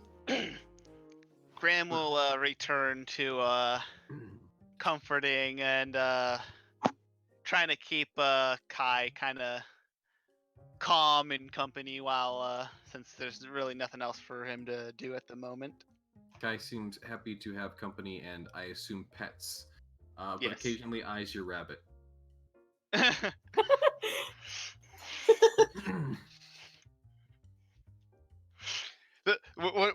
When Kai eyes the rabbit makes threatening gestures to Kai. I'm just imagining Snowy just doing the little like pointing to his two eyes, pointing to her two eyes. Pretty much. Rabbit rolls intimidation check on bear. That's gonna take. I'm gonna have to adjust the modifiers there. You're gonna need at least roll a nat 20. But I'm sorry. Did you just actually roll for that? Nope. Okay. Oh, Craig, you're just still preparing the fish for whatever reason. Congratulations. I didn't roll that. It's just. I didn't even have my hand on my mouse. It's just Craig Rotfang, skills roll survival. Dropped a 13. Oh my god. I don't know. It just popped into the chat for me, so I don't know. That was me by accident. The ship is haunted. Either way, you're still preparing that fish. Great. Or like, the half of it that's left now that you've, dumped half of it into a bear. Which is the living garbage can, because she is garbage. You can eat pretty much anything. Can't argue there. Anyways. She is the garbage can. Ristforn and Sidier, you are still needing to delegate what you're going to be doing before the pirates come. Otherwise, the pirates are going to come and you'll be unprepared. Even though you have like a day to do this, but like, Well, after Sale gets done in the bathroom, he actually walks up on deck and is like, so we've got some cooking grease and stuff that we could probably use. Ooh, grease fire. I support Agreed. this Well, idea. I mean, like if they're gonna try and board us, we can grease rails and stuff, so they're more likely to slip off. I think And fire would be this- a better idea. We don't want to set fire to our own ship unless you mean Set to fire to like, their ship. throw it at them. I don't know. I think Griffthorn could throw pretty well. Yeah, we do it on their ship. I also have a produce flame cantrip. That I We can could like make a giant slingshot in the back of the ship. Do we have enough time for that? I mean, we got like a day and a half. Just use the 2 masts and find something elastic, and you can just turn the 2 masts into the giant slingshot. There you go.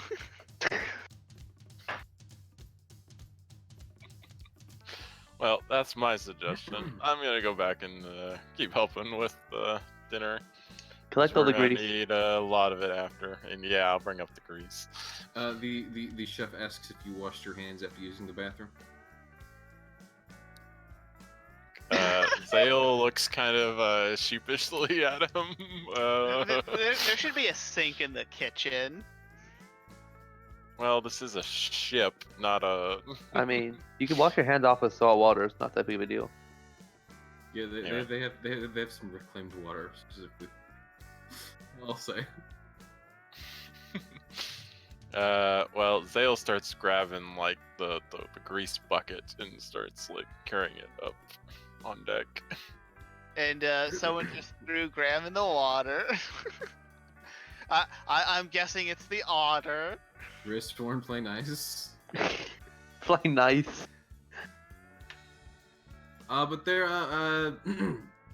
actually, Zale, before you take the grease bucket up, do roll me a perception check.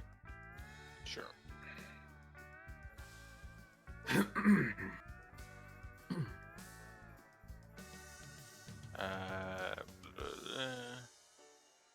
Nope. Skills. Why am I being stupid?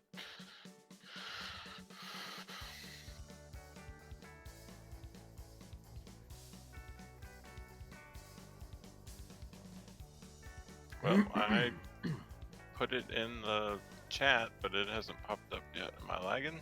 Go ahead You and didn't roll anything. tap it again. Okay, now it rolled. Oh no.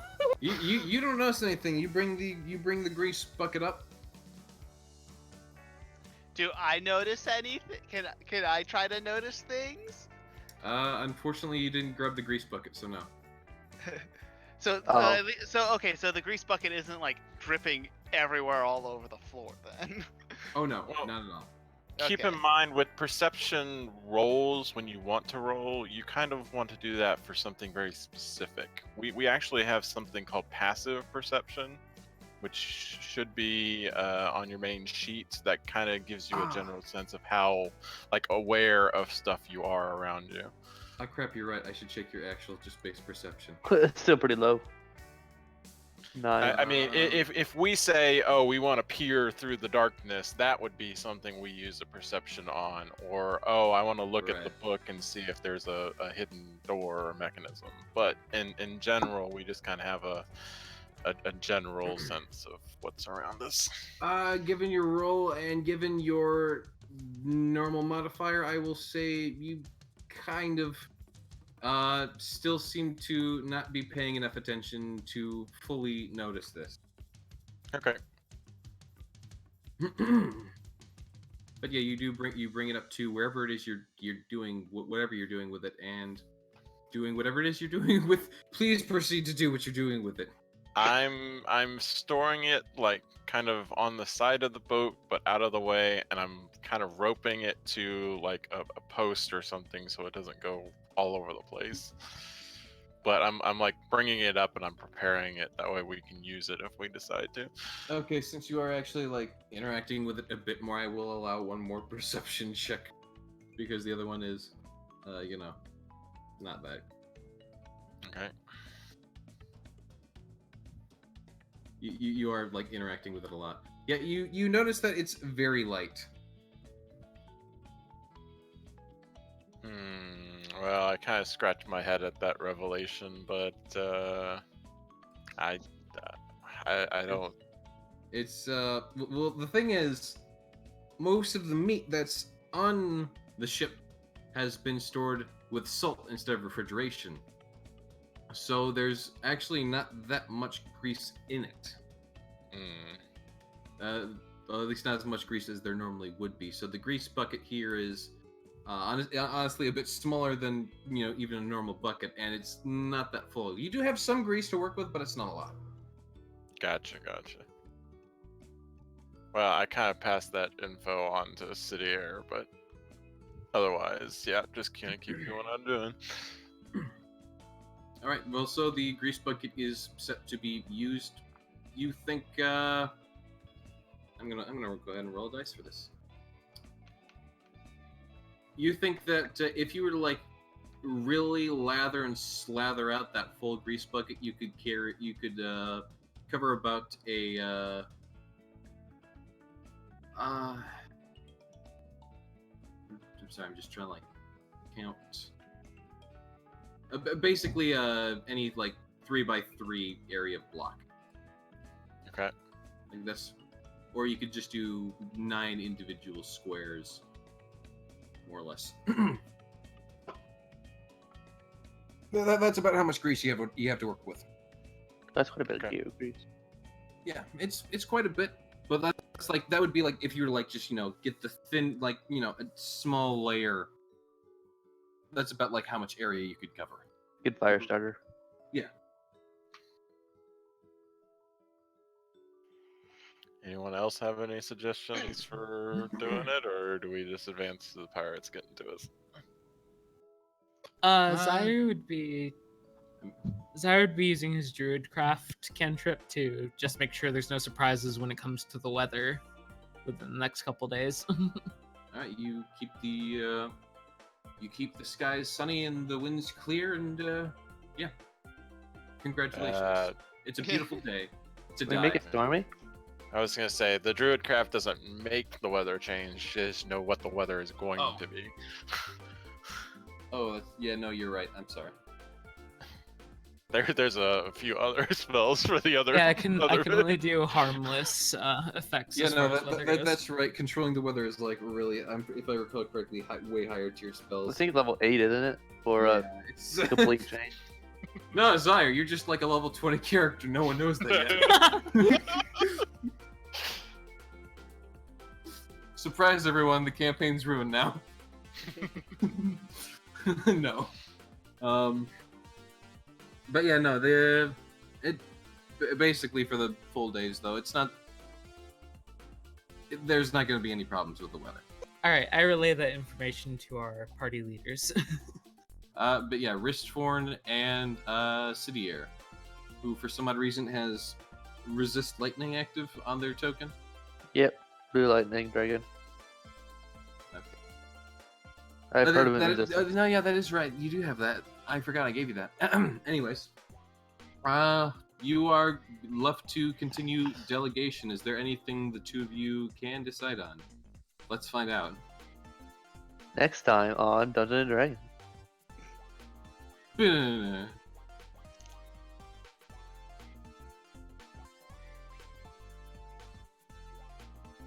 First form, any ideas? We'll go ahead. Do the two of you, try to talk out? I mean, our supplies are very limited on the ship. You do have limited supplies. Actually, can I ask the captain for the inventory of the ship? Yeah. You definitely can, buddy.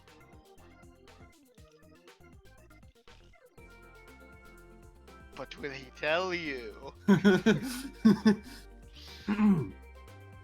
Yeah, I'm probably gonna ask the captain what the inventory of the ship is. Or what's usable in the inventory of the ship. Well, you'd have to define usable, wouldn't you?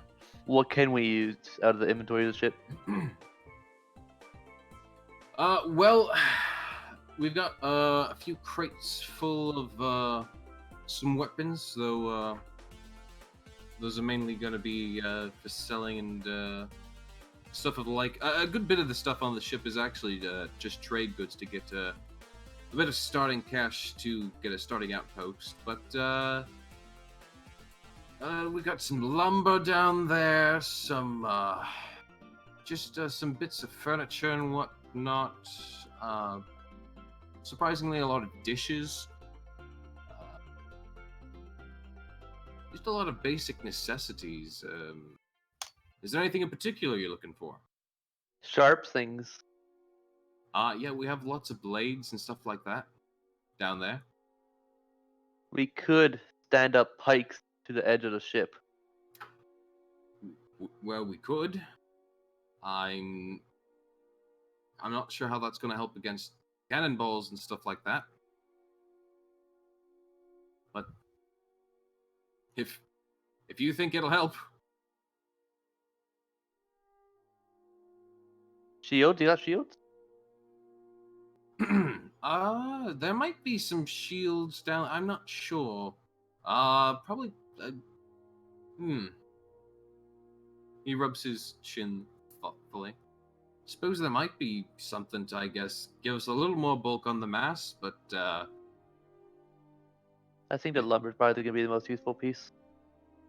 sorry, say again? I think the lumber would be the most useful for reinforcement and blocking paths. I suppose so. Though, depending on where you put that stuff, it might slow down the ship just a bit, and that might get them here faster. But I'll leave that to you fellas to decide. Respawn?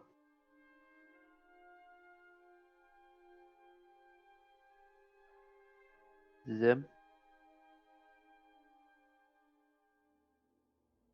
Yeah, Zim, are you here right now?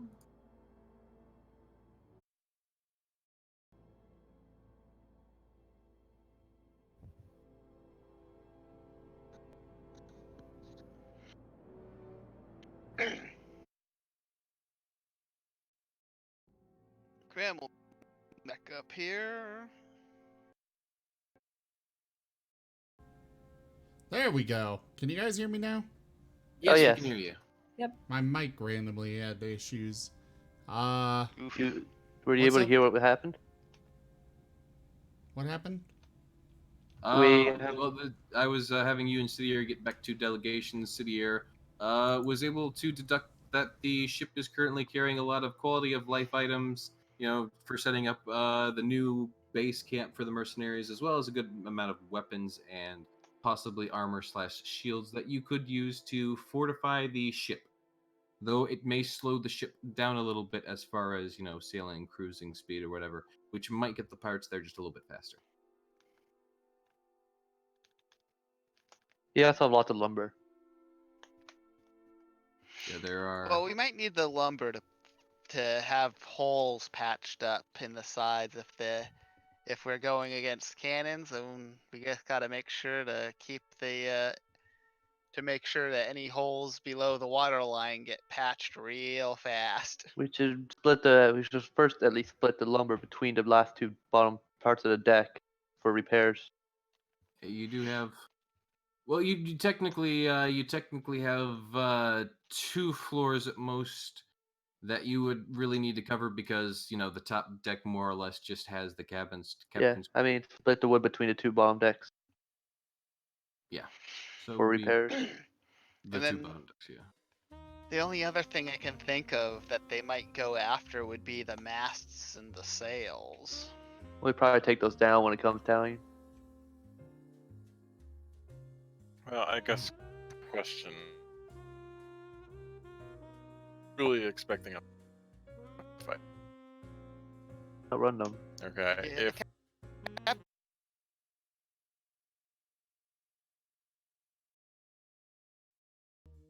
In 1 or 2 days. Yeah, Where we you're got, like, probably going to take landfall. my question to the captain is,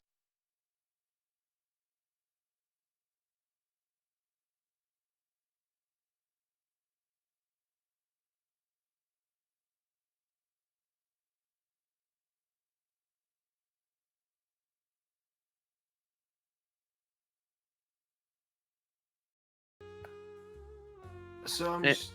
Let's go intermission. Yep. All right. Yeah. Small intermission. Just everybody take a minute or two.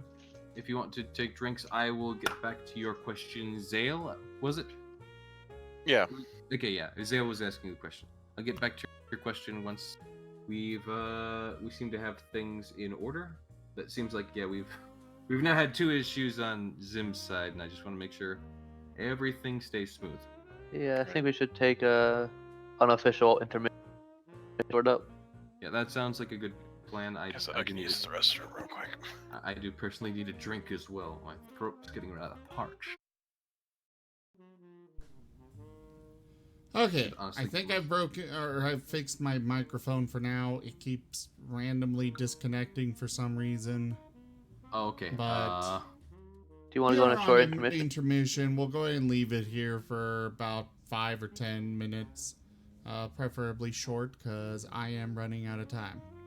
Yeah, no, we will absolutely keep it short. Alright?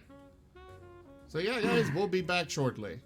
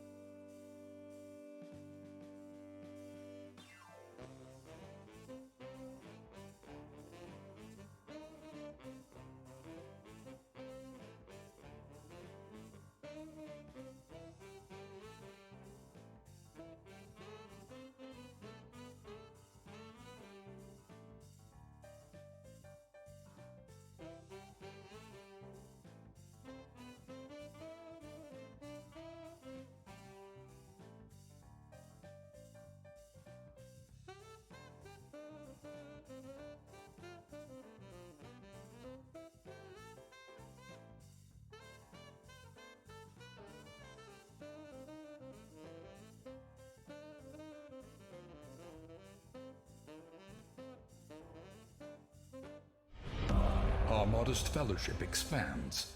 Praise the sub.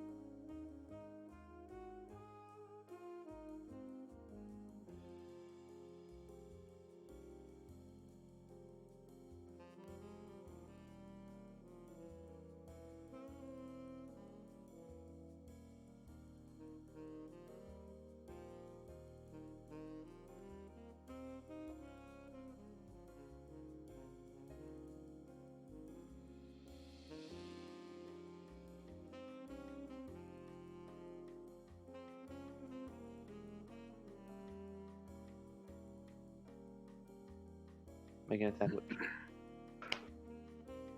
All right, let's just do a quick roll call. Zaire? Yeah, I'm here. Zale? I'm here. Raceforn? Oh, Zim's not here. There's something wrong with this Hello, PC. everyone. We are back and continuing Tales of Miraleth, Dungeons and Dragons. Thank you for your patience during that intermission. Sorry about the... I've really got to get a new computer. But I'm saving up for one, so... Don't worry, I gave you a subscription for that. Yes, your $2.50 will help. I don't believe you, but okay. Hey, it combined with everybody else. Oh, true. Fair enough. Fair enough. So we have Sidier, you're back too, right? Yeah. Craig? I'm here. And Graham. Yep. Okay, everyone's here. Good. Just making sure we didn't lose anyone.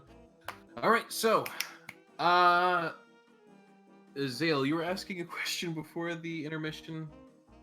I was asking the captain if maybe we should consider just heading straight at them to minimize their chances and time to fire on us. Because we're kind of thinking defensively, and I'm thinking maybe we need to start thinking offensively. Well, we don't exactly have anything to attack them with besides, trying to board them ourselves. Plus, they'll see us coming literally miles away. Can we make a battering ram?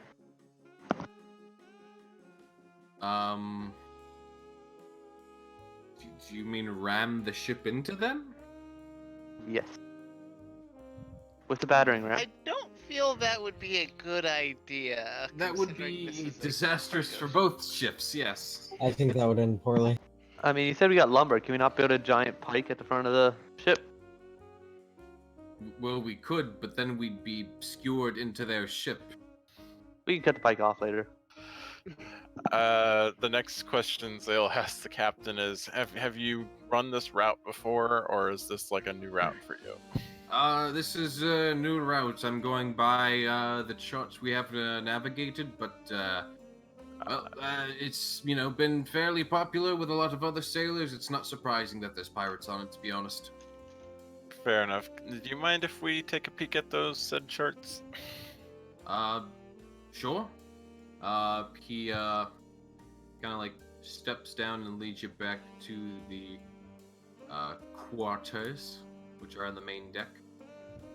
Okay. The mercenary has to kind of like move out of the way, and inside is your main mercenary captain, and now the ship captain as well. And the little papers are on the desk, right there at the entrance.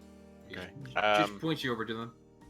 I nod to the mercenary captain and like, Captain, pardon us for the intrusion. We're just gonna take a couple of maps real quick. Marcus gives a soft nod and a somewhat dismissive gesture, just like, "Oh yeah, I'm sure you could take care of a few pirates." Specifically, Zale is looking for islands, shoals, like obstacles that we can maneuver the ship around to kind of give us an advantage. I'm gonna go ahead and roll for this. There's nothing. It's just water. It is. Any known whirlpools? No. It's not until you get closer, at least, to the main shore. But like by that time, they would have caught up with you. At least so the captain is thinking. So you are currently at the moment, unfortunately, just a straight shot in the water. Okay, well, we return to the deck and kind of relay the information that we just obtained.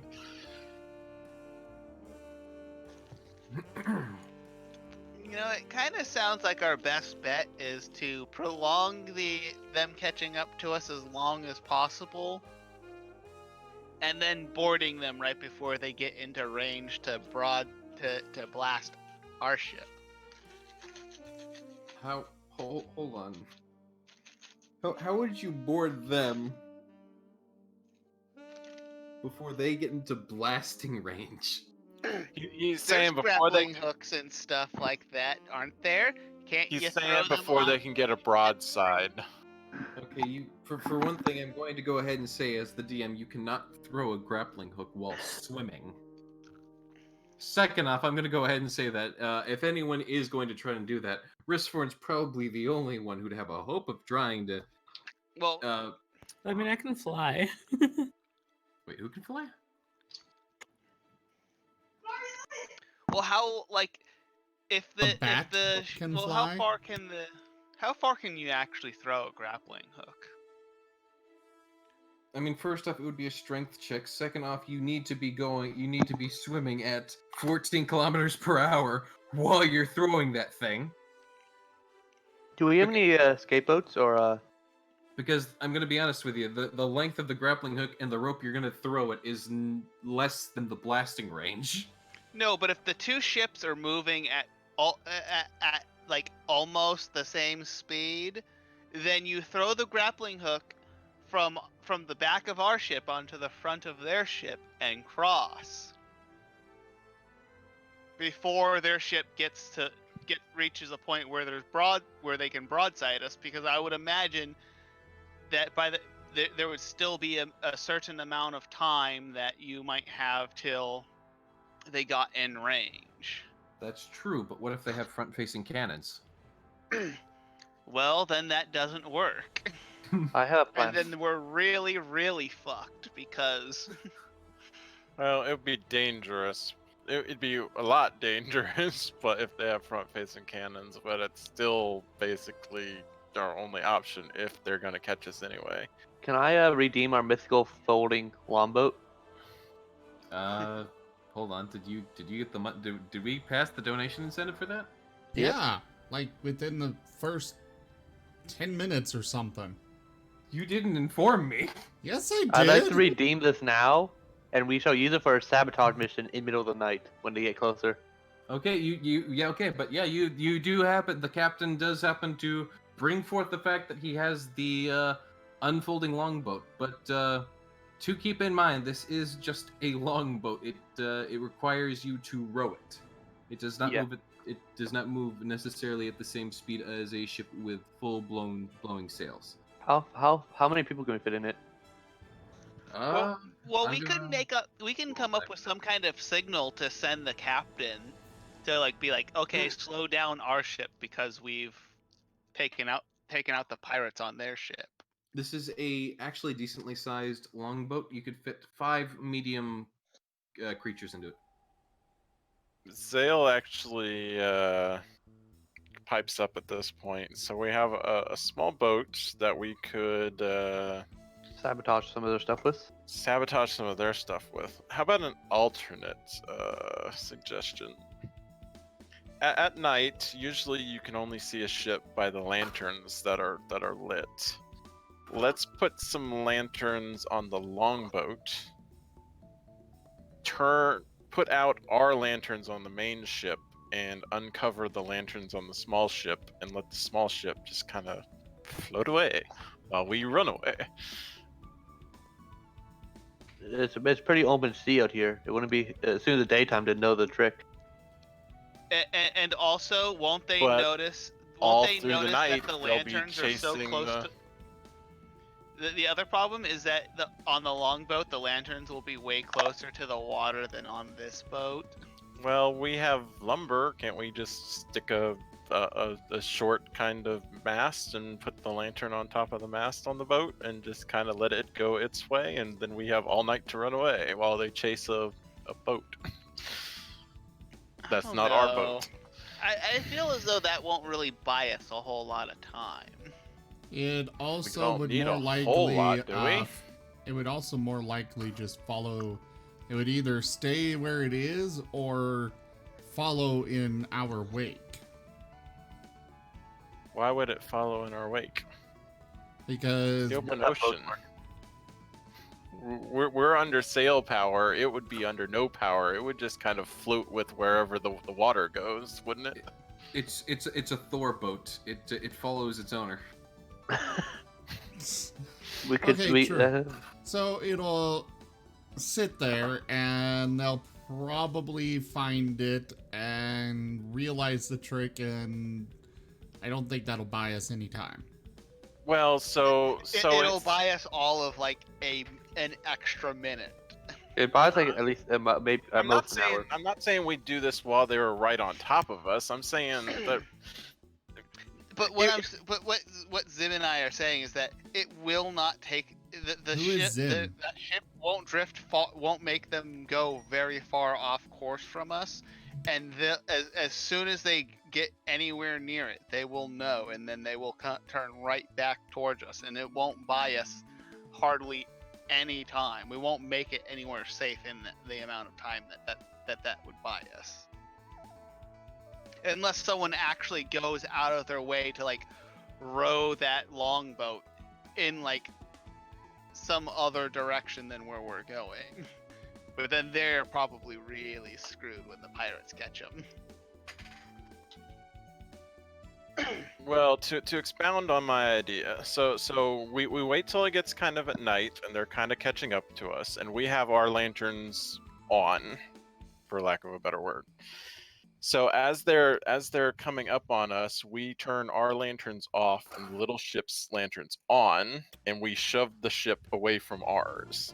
And for the couple of hours it takes for them to catch up to the longboat, we have a couple of hours to turn the ship, maneuver away, run away, and then they lose a whole bunch of time chasing a nothing ship.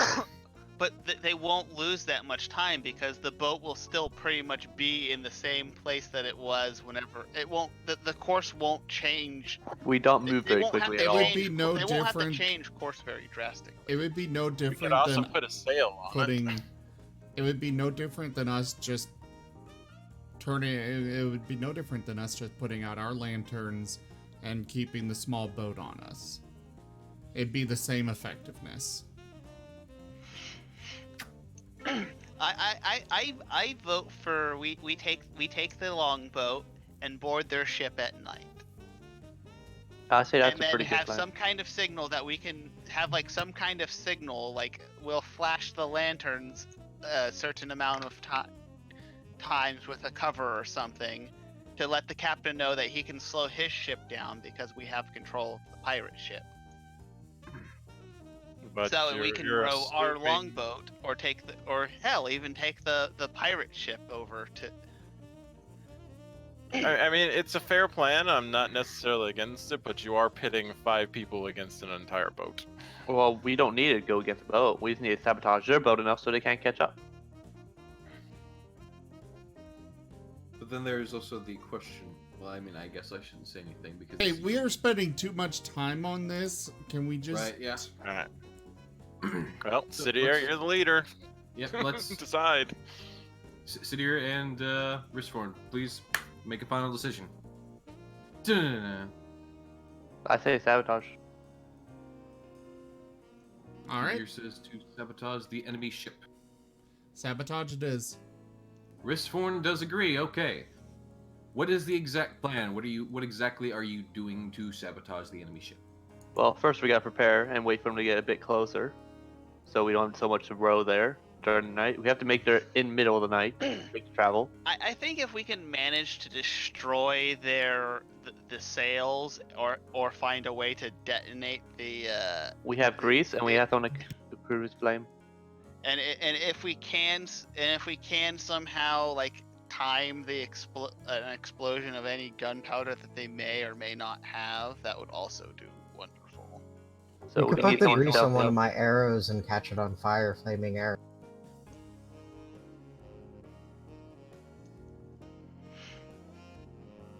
That's a good idea. That's a good idea, but it's up to now Ristforn and Sidir right now as to what you guys are doing. As this is what the vote has conceded. I think our better option is trying to take it out from below.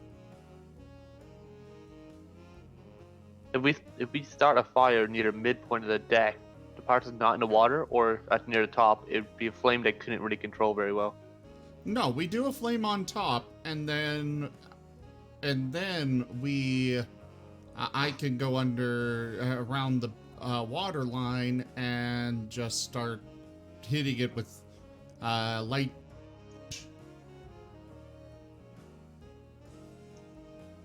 I say that's a good idea. And I'm sure we can also probably do some damage on the inside of the boat below the water line too.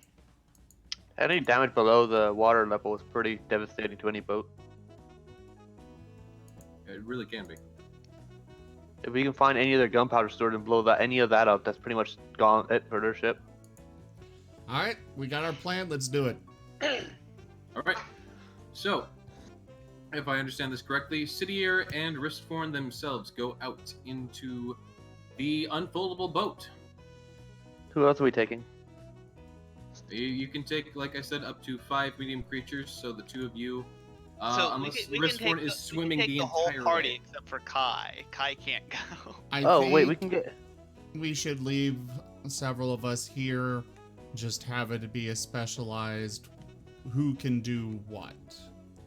I'm gonna be going Zyre. I think with your wings you would getting the buck ship. You just have to be careful. Don't make too much noise and just pour the bucket over the mast.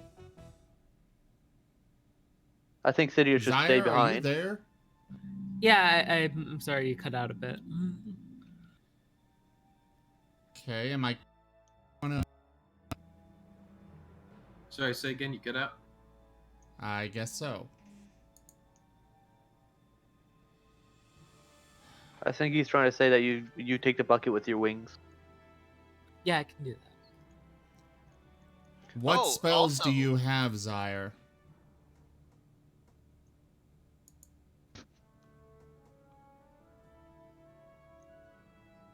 Fire? The only one that I could see really being useful is my produce flame cantrip, which can be used. That would be perfect. You go put the bucket on the ship, spread it around, kind of like do a flyby, dropping the grease down on the ship, and then produce flame onto the grease. Ooh, I have an idea how to disable their ship. Their ship has a rudder, right?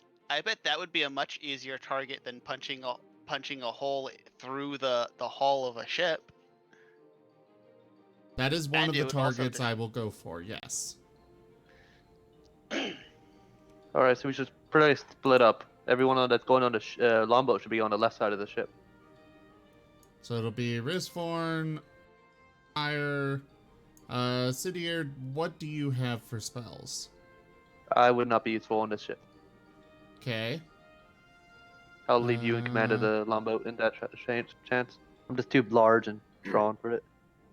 The captain does go ahead and remind you. You will probably need a way to. Well, actually, he can probably raise the sails on the ship to allow you guys some time to get back on the smaller longboat. To sort of like slow the main ship down so that you guys can get back safe. Well, like I said, Yeah. I'm sure we can think of some kind of signal that we can do with a lantern to kind of relay to him that it's safe to slow down. I'm sure we can find out once the whole entire ship's on Just fire. slow down, that's it, so we can go. Right. He's just gonna like the moment you guys leave, he's gonna pull up the sails and sort of lead the ship to more or less idly cruise along at its current pace. All right. All We're right, just taking Graham, this form and what do you you doing, have? My guards. I have What think you're Eldritch doing? Blast. I have Witch Bolt. Oh, I have Hellish Rebuke too. That won't be do useful. do this thing I did in Iron Fang. Hit yourself with a wood board to catch it on fire. All right, you come along as well. The Eldritch Bolt, that thing will at least help for disabling the rudder and blasting holes through the ship. Probably more effective than my lightning. Once you need somebody to row the boat. Yes, who wants to do that? I'm guessing that's a Well, strength thing, so Crag has no strength. Zale I can do look it. around and it's gonna be either Sidier or me. Since Sidier is standing around, it's gonna be me. It's Zale is Zale, actually take do the it. left. All right, So we you got take it. the left, Zale take the right. No, a longboat is just single file, so one Okay. person does it. Like you are correct. Yeah. Okay. All right, we got our plan. Let's do it. All right, so nightfall comes the following day, and you, under the light of the waning moon, are probably able to just, barely out of sight of the incoming ship, lower your own longboat into the water, and begin to softly make your way towards the enemy ship. And for the sake of, ease of access and stuff, I will say that the top deck of the of your main ship will now be acting as the map for the enemy ship. So everyone who's not going, get on the second. So you guys end up over yonder in the water in your longboat. And at the All right, moment, so we the want enemy this to does not- be a fast action. So we'll get around to the back as quietly as possible. Zaire, you will then do the grease and fire, flying over it. This is stuff we would have figured out beforehand, but yeah. Yeah. Of course, yeah. And the fire should probably mostly be focused on the sail as much as possible. Agreed.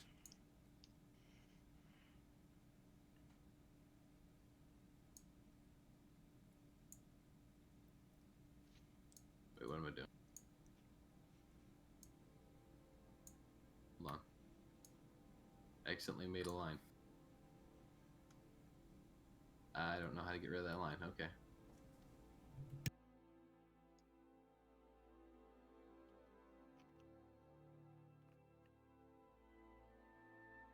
There we go. No, that didn't do it. Okay. Never mind then. But yeah, so the... Well, there... No? Okay. Whatever. So you guys are just kind of like letting the ship pass you as you sort of like aim for the back. Yes. So it seems to pass you by with no real issue. You can definitely hear a few people up on the top deck, but they don't seem to notice you at all. Luckily enough. So you are now in sort of like the back sort of rifts and waves that the ship is making as it sails through the water. Now making much better time on the main ship than it was before, but hopefully you can fix that. All right, Rizforn is to signal and start casting electrifying bolt. For Graham and Zyre should take off, go for the sails. He's going to prepare it and be ready as soon as he sees the first flames go up. Alright, gotcha. Graham, you go with the rudder itself. Rizforn will just blast into the water right at the base of the ship. Alrighty, right. Graham prepares to cast Eldritch Blast. Go ahead and each of you give me a roll for the thing it is you're doing. You don't have Shatter? Pardon? No, Warlock doesn't have Shatter? No. Ah.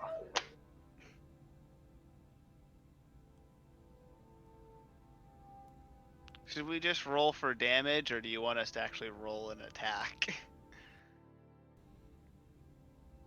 Just the attack should do. Why did you roll so many? I have no idea. I clicked once and it rolled 3. Wow. Okay. Because you have us targeted. Why? No, that shouldn't be. I just clicked on my Because character. you have us targeted. How did that happen? Oh yeah, you do have us targeted. I don't know how. I clicked on my character sheet. I have no idea how I targeted anyone. You set up targets. I honestly don't know how that is done. I know never how it's mess done, with but that I can't for do it a on this map. reason. Clear targets. There. Okay. Now roll again. Yeah, roll. Go ahead, roll again. That's too I bad. have Nate. no idea how that got turned on. All right, so there's Graham's attack. There's Rizforn's attack. Then we want. Zyre would be flying and doing produce flame. Yep. Well, there's no sails are on fire. What would be a flying roll? Is that like athletics? Zyre has a fly speed, so no. Oh, okay. Then no, yeah. Then he can just straight up fly. Yeah. Okay. What's his fly speed? I have no. Zyre, you really need to talk up.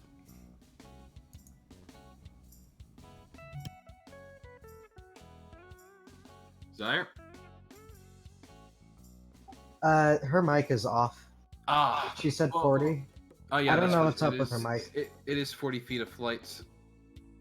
I just checked the card. So let's see, 40 feet of flight. That's.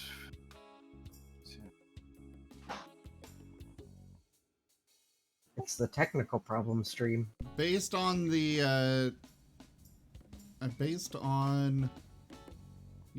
the size that the grids, Zyre would need at least another turn to get up to like the proper height of the mast, because you guys are about at the. We're all waiting for Zyre to set the sails on fire. So yeah, Zyre would definitely probably go first, then take a turn to move into position, then set the flames on fire, then you guys attack, which is obvious in retrospect. And then Zale's just rowing though. Yeah, basically. Okay, so How do you do the drawing the line to measure distance? You know? You That's a select pointer. pointer. Right click. Right click, go to pointers, go to draw arrow. Yeah. Sire, you're gonna be up over So here. I was gonna say we can, yeah. You're in the air though. You're not like on the deck. But as you are, you know, up there, you do happen to see.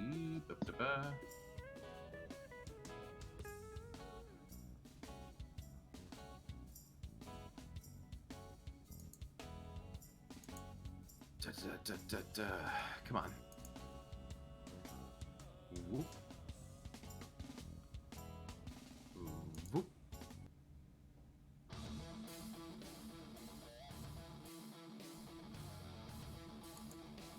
You happen to see two Kenku pirates, both of which are moving back towards the commotion in the back. There is no commotion yet. They only prepared the spells and are waiting for the trigger action, which is Yeah, Zaire. you've said that multiple times. Yes, but this. I assume Zaire activated the fire, right? And then you guys attacked, right? Yes. After that happens, Zaire notices two Kenku swashbucklers quickly rushing up, and you can hear a bit more movement, but the actual mast and the fire itself sort of does that thing where it obscures light enough that you can't exactly see back towards like the captain's area. But I mean, you can make a perception roll if you want to try and squint to see, but because of the mast itself being fully unfurled and the fire, it is harder to see. But you may make a perception check if you do want to try and see any other individuals that are on the towards the wheel of the deck who are moving towards this commotion. It seems also, Zaire, you it seems that at the moment only Pirate Swashbuckler 16, the Kenku, on the cargo door seems to have noticed you.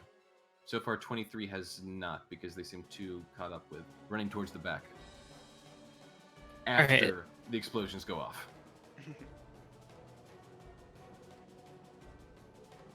Well, I'd like to roll a perception check. Okay, go ahead. Looking for what? Just seeing if I can see any other members of the crew. You cannot. You think you can hear some, but you can't really, you know, pinpoint their location.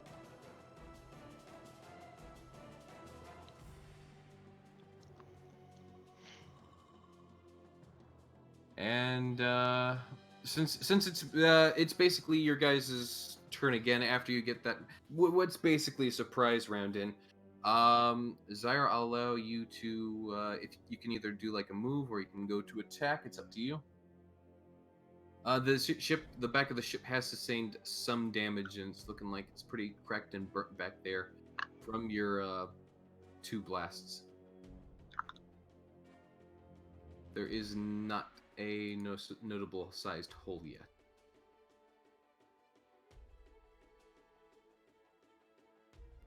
Yeah, Rishborn, you're our leader in this endeavor. Do you think we did enough damage or what? We're just gonna keep going. As much damage as we can. Alright, but like I said, Zaire, you can make a move or an attack if you would like to do so. And actually, could everybody roll me initiative real quick? Everyone involved in this little thing going down.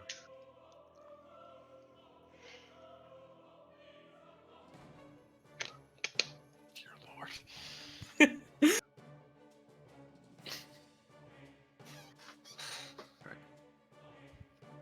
Zaire, because you did initiate things, I will allow you to go first, but then we will go back into the normal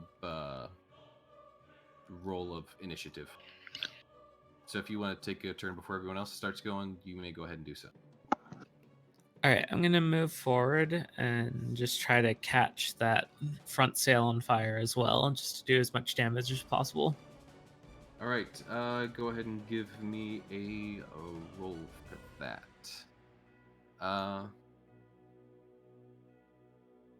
Ooh.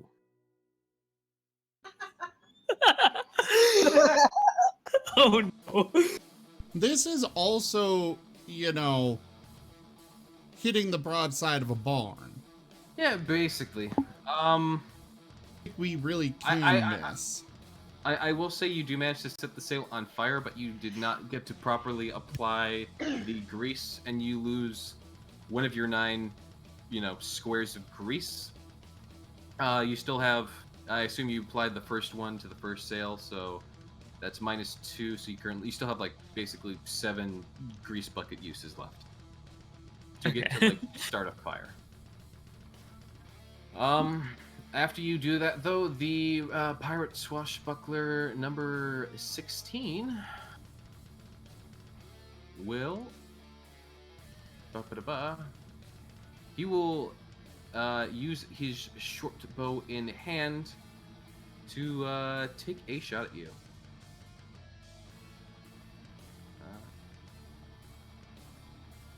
Where are you? There you are.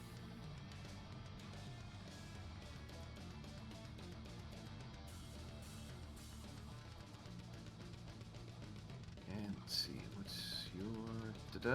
Okay. The arrow shoots through the air, and you igniting the sail actually gives him a bit of light, which kind of unfortunately helps him with his shot. So then we roll damage. Ooh. And that is a pretty straight shot. You take a bolt to your to the side of your stomach, dealing 8 damage.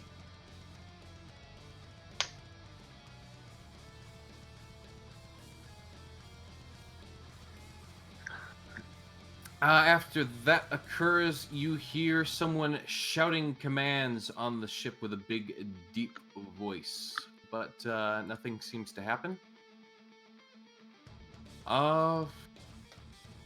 Then, boop-a-da-boo.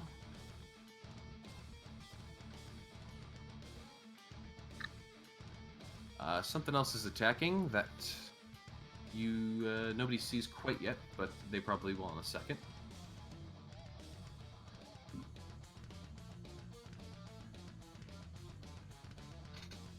I need to move turn. There we go.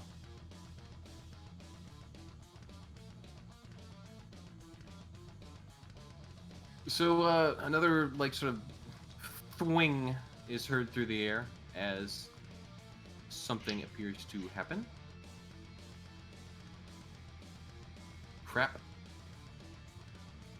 Hold on. Oh, I dragged the wrong thing. That's my problem.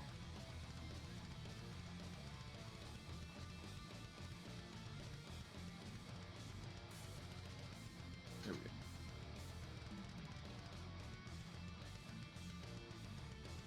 Azale, you hear a fling and then a sploosh in the water next to you. And that seems to be all that occurs at that moment. Risforn, it is now your turn.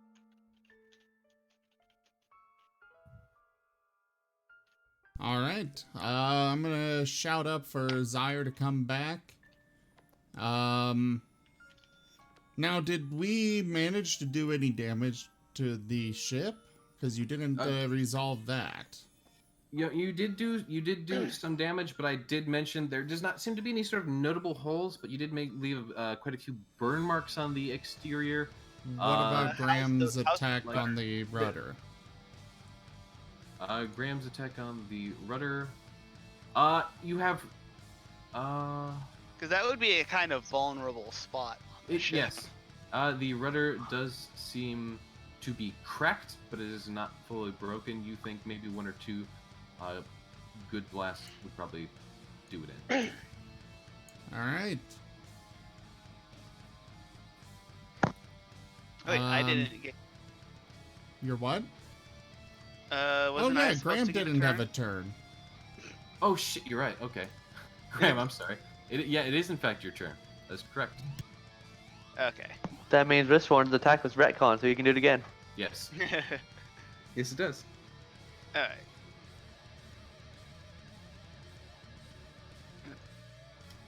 Okay. There you go. And Eldritch Blast. Oh wow. Unfortunately, it Very wasn't well. that good. Yeah, unfortunately. Should I just be rolling damage though? Well, it depends. Are you aiming for like something specific like the rudder, or are you just going for Yeah, like? no, I'd be aiming for something specific like the rudder. Then you would miss. All right. Now it's Ristvorn's turn, and hopefully we don't roll a third 2. Yeah. That would be a 4. 4th too. That would be a third. No, that would be 4th. Because Zaire Zaire had did a it. 2 on Produce Flame, Ah. Ristforn had a 2 on Electrifying Bolt, Right. and then Graham had a 2. I'm sorry. That's right. 3 in a row for players. Okay. Alright, do I break it? Yeah, that one definitely. You hear a nice loud crack as the blast goes through, and you see like the glow from the water as the the bottom half of the rudder that's mainly in the water seems to completely shatter off. Thank you. I'll be here all week. Autographs will be out in the hall. Oh, sure, spark plug. However, in retaliation, unless do you end your turn?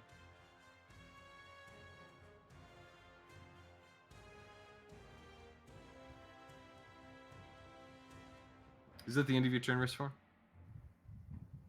Yeah, I think. Bless you. Thank you. Sorry, repeat that? Is that's the end of your turn, I assume? Yeah. Okay. In In retaliation, something happens. Something that you do not quite see yet. Megalodon. But you do hear another sploosh in the water directly next to you, Ristforn. Blue. Zaire, it is Zaire, it's your turn. Alright, I'm gonna start to retreat back to the party. And then I'm going to just lob another produce flame at the pirate 23. Okay. As you do miss, though, you happen to illuminate the main deck that you could not quite see before.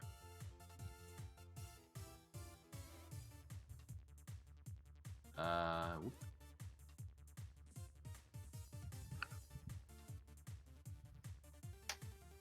Oh Those who- no! It's Kai's father come to take her back home.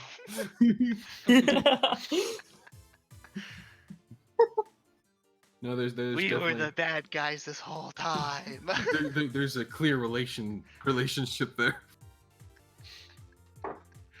Yeah, these seem to be the current enemies on the deck who are shouting and calling out.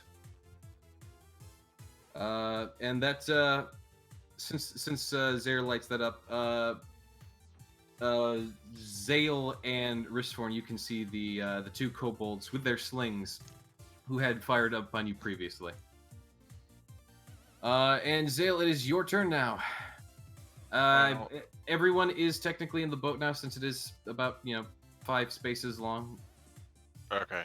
If- So Assuming Zaire was trying to get back into the boat, I'm gonna go ahead and say that you can move a bit faster if you're falling, because that just makes sense. well, I look at Ristforn like, so get out of here. Well, Yeah. you can turn the ship anymore. Meanwhile, Okay, everyone on the well, ship- I turn the boat away from the enemy ship and start rowing us away, like 90 degrees away from their path of travel. Okay.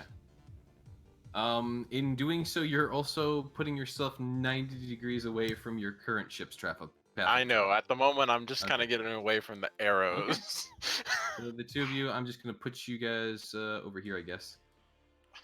Though you're not that close to the ship. This is just you Right. out in the water now. As you make your way away, what is the range on these guys, real quick? Because they might have enough range to make another attack as you're making your getaway. That will be at disadvantage since you get out into the darkness. Well, no, actually, no. These are kobolds. Kobolds actually do good in the dark. They have. They only have so much. 60 feet. Yeah, the thing about that's the thing. They have the kobolds have limited range, but the Kenku have the good range, but they would have disadvantage due to the low light, unless they have low light vision. Don't. And I'm gonna say I'm using my dash action on top of my normal movement for like I'm completely focused on just getting away. Well, you're not conventionally moving. You're rowing. I know, but You can go ahead and give me a whatever my strength movement check. for rowing should be, like I'm using my action to double that. Like I'm focused on rowing. You can go ahead and give me a strength check if you want to like try and get some extra out of that. But if you roll low, it may hurt you. Okay, you can just use your extra action then. That roll did neither really helped you or hurt you. What if you got a 20? Would it be like a tidal wave that go like 100 meters per second? Do one of those anime rowing things. You guys are just surfing then.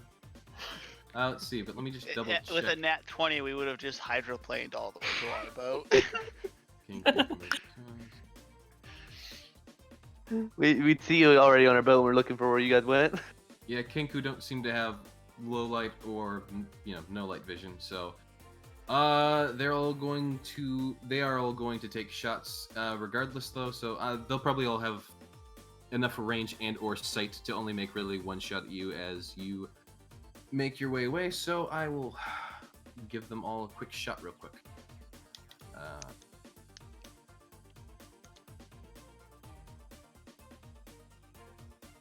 I need to see how you guys are lined up in the boat. Okay. So they're mainly going to attack those two.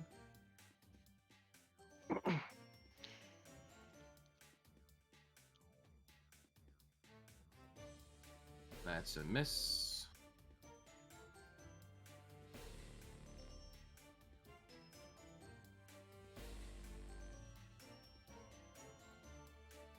I need to remember to hit disadvantage on this too.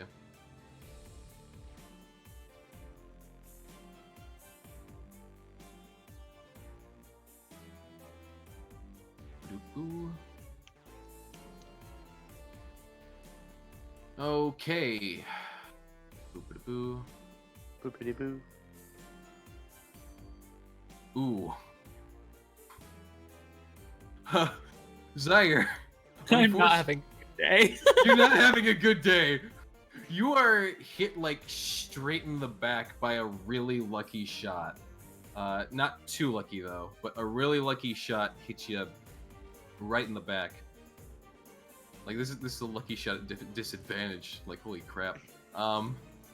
And you're hit for another 8 damage. Oh my god. But you're still like barely hanging in there. There's a bit of blood loss, but you're hanging in there. I would like to return fire. Because I got like 120 range. Okay. Give me one second and I will allow you to do that.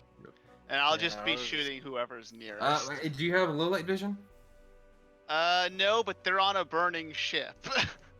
I'm pretty sure they're lit up very well.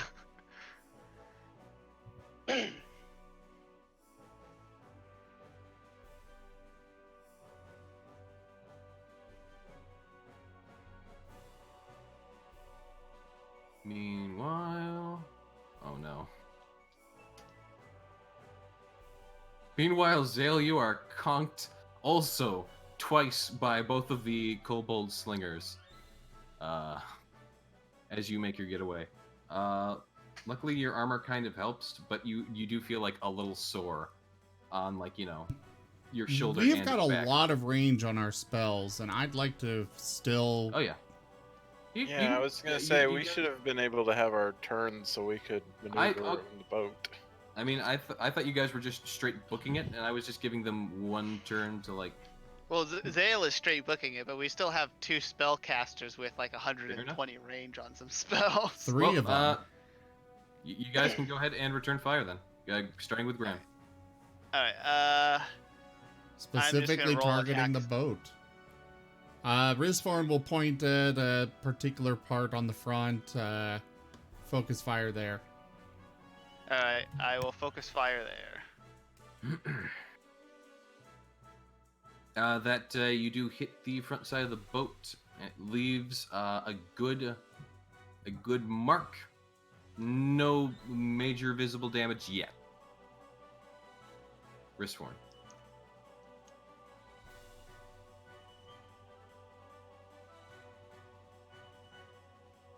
Oh, that one doesn't have as much range as I thought. Alright. Well, we'll go with this. Another heavy blast to the front end. It's looking worse for wear. It's definitely showing signs of cracks. You're pretty sure that's leaking. One more good blast could probably put a good hole in it and, cause them to slow down.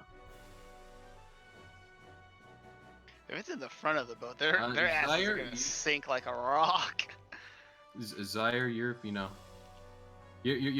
feeling pretty bad. You're feeling kind of woozy, but you're still there. All right, I'm gonna muster enough strength to cast another produce flame at the front of the ship. All right, you may do so.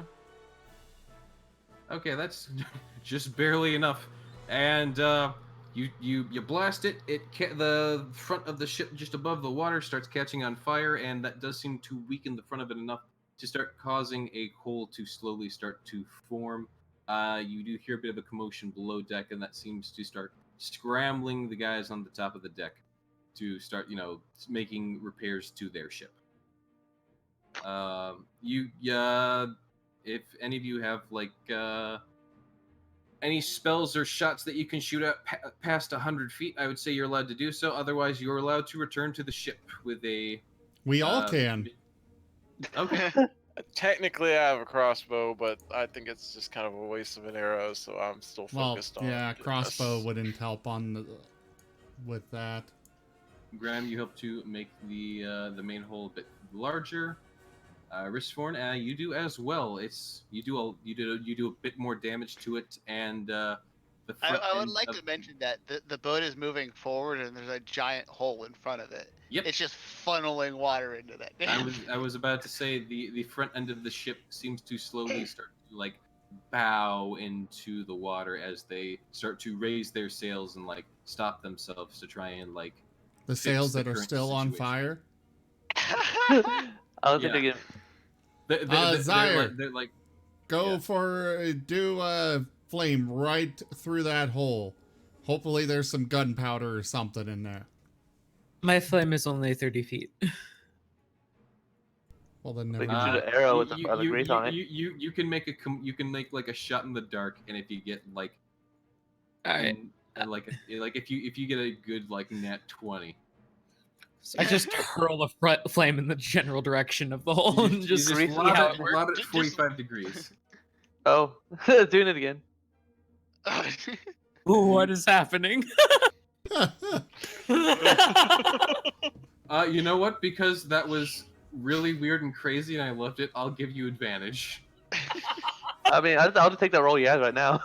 Yeah, that roll's really good.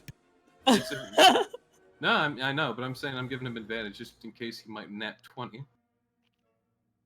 Well, if it's advantage, just roll another dice without advantage. Oh. Yep. See, advantage, man, advantage. Okay.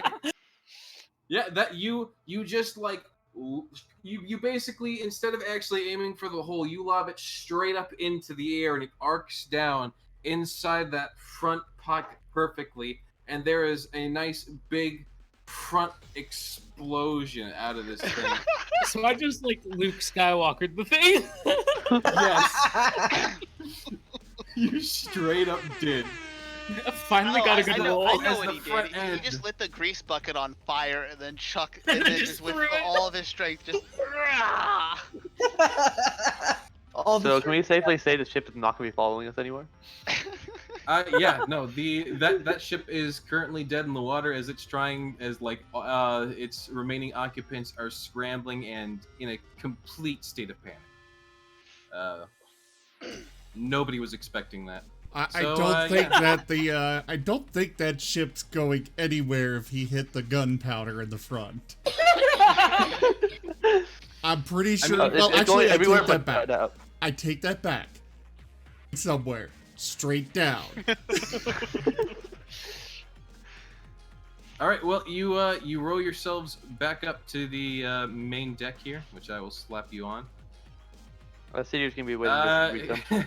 Yeah, Sidier and Craig, you just kind of like, you saw like two little lights in the distance at first, like two like little out of control flames, like, oh hey, they're doing something, and then just like a few minutes later, boom, as the thing just started to slowly sink down. I'm gonna cast the Cure Wounds on there. Hop back up on deck, and the captain is just laughing his ass off, clapping for you guys. I think we deserve like a really good reward for sinking an entire ship with 4 people. So just Plans work out. I cast that last spell with And a 1 bucket of HP. grease.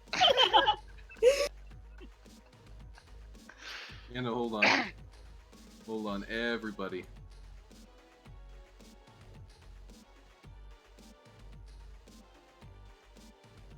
Oh, I cast Cure Wounds on us there to treat Yeah. their Feel free to stomach go, wound. go ahead. Everyone's on deck for this. Yeah, so Zale is like helping Zaire up the ladder, and, like getting getting him to Sidier. Yeah, the whole crew is here cheering you on, clapping, and like giving you. Well, I mean, he's giving freaking Graham a pat on the back because he's like the closest. Otherwise, like they're all just like yes. And Graham just looks happy as can be. They had really great fireworks, those people. Yeah, no damage was made to the ship.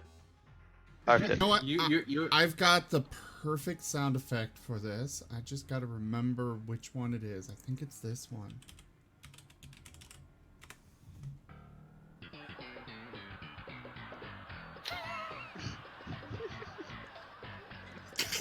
So can we? is that the sound effect you were going for? Yes. Okay. Can we say sabotage went swimmingly?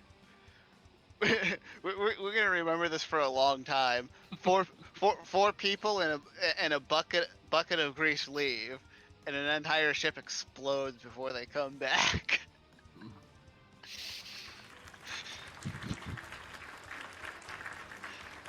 There you go. That's better sound effect. But yeah, everybody's absolute. Yes. Now play that like 20 more times. Cheers, mate. But yeah, you guys are welcomed. Like, the captain breaks out like the good ale and stuff, and everyone's just ready to go down into like the main hall and party. As now the way to We should, Miraleth is now. We should still keep going just in case. Keep going for what? You know, keep sailing. Oh yeah, you guys totally are. Okay. In fact, yeah, as you mentioned that the captain does, put 2 guys to get the sails back up and running, just to get things moving again. But he does, invite you guys to have a drink. He have some of his personal stash that he pulled out for you guys. Graham will very casually and like it's not strange at all, approach to have a drink. The captain, not knowing that Graham is in fact a minor, just claps him on the shoulder and. I'm not sure back in medieval days that Graham would technically be a minor. Yeah, that's true. But this is more fantasy days than less medieval days. They're different. Well, in social fantasy conventions. days, they still drink alcohol because, Oh yeah, absolutely. I'm not saying. bacteria can't survive in that. I'm just saying, like, as far as social convention goes, because I think The whole a kid can't drink thing is more of a social convention thing and blah blah blah blah blah blah. I'm not going to get into the semantics right now because there is still a little bit more we need to actually get through first before we're actually done here. So, but everyone does start moving down. Everyone that's not, taking a mast starts moving down to the main hall to have a drink, and you guys are all more or less, Where's Kalani when we need him? told to come along and join in the drinking and merriment, and At some point I offer. after a good day's work, and there's now stew to be eaten as well. Ristforn will politely decline the alcohol, but ask for some tea. Yes, some tea. Is this like a complete opposite of Kalani? City, are you coming along too to the big old joy fest? Yes, I was stealing a star from the stream. Okay, gotcha. Zale also declines the alcohol. Just drinks some fruit juice or something. Okay. Didier will happily take this drink. Ulrich goes to make Ristforn some tea. Zaire drinks a lot after almost dying. I mean, I cured your wound, so you're fine. Well, I mean, Craig and City are like, these guys just came back after blowing up a ship. Do you guys, want to hear anything about that story or something? Like, you guys are being really casual about this. You haven't said anything yet. When we're all down and drinking, Crag demands a story while letting Kai sniff his booze. Kai does, in fact. I'd assume they'd be boasting about specific features and over-exaggerating everything. Now I'm just getting visions of Kai just absolutely loving alcohol and trying to drink all of it. I imagine Kai actually probably. Is that all Kalani is? Getting drunk and just passing out, hugging a barrel, like an entire keg of. Unfortunately, because alcohol is so bitter and actually freaking awful, I doubt a wild animal would actually enjoy the smell and or taste of alcohol. It's got to be really good alcohol then. Yeah, no, it would have to be more sweet. I could see Kai drinking maybe mead, because there could be honey in that and stuff like that. Yeah, sweeter alcohols, but definitely not anything like the ship has on hand, like rum. Or, reserve wines for the captain. But yeah, so you guys, I guess you guys just go ahead and you exchange your story and all that, and everything is just great and fine and dandy. Does everyone have a different story of what happened? Graham's version would be great. Go ahead and tell a quick condensed version of your story. Well, whenever we arrived, we decided we were gonna set off lots of fireworks, so we shot them off, and then there's this big crack, and boom, and then as soon as the back of their ship was just very colorfully stained, then we moved to the front of the boat, and we fired off more fireworks, and then we had the really big boom. It was beautiful, like a rainbow. I want Riftform's story. I hope Riftform gets that, make something at least more eligible. If you the want to power of understand the storm how itself built within me, and then I unleashed it with heavenly wrath into the depths of that ship. If you want to know how Graham sees combat currently, it's kind of, if you ever watch the Meet the Pyro video.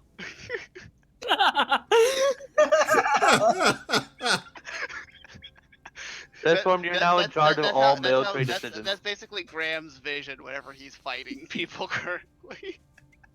Riftform is now in charge of all military divisions.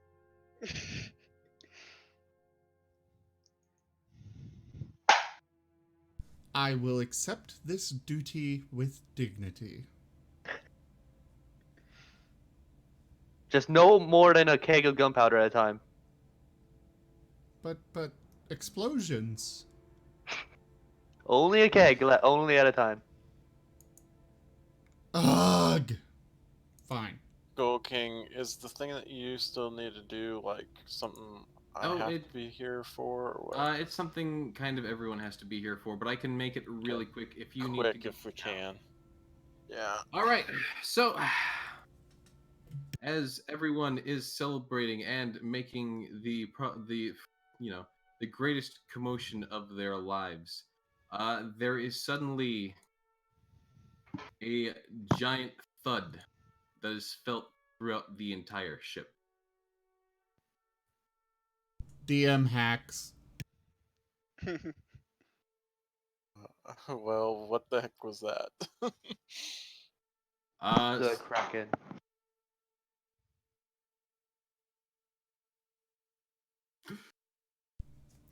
All right, we'll go run up on deck.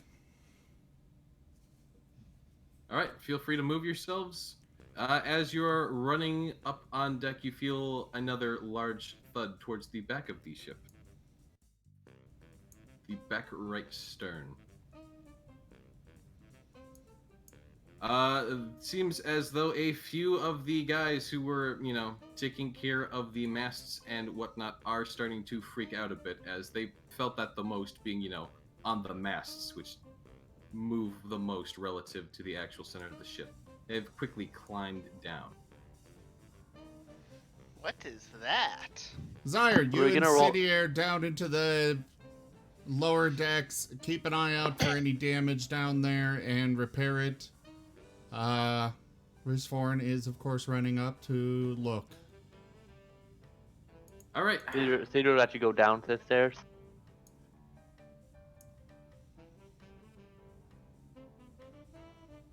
Can we flip a coin if it's Beglo on a Kraken? Pardon? Just get on with it! Okay, sorry. I'm just making sure that all the tokens are in proper place. You guys aren't gonna like this though. Is it a Kraken? Not quite, but also yes. Who's taking a look?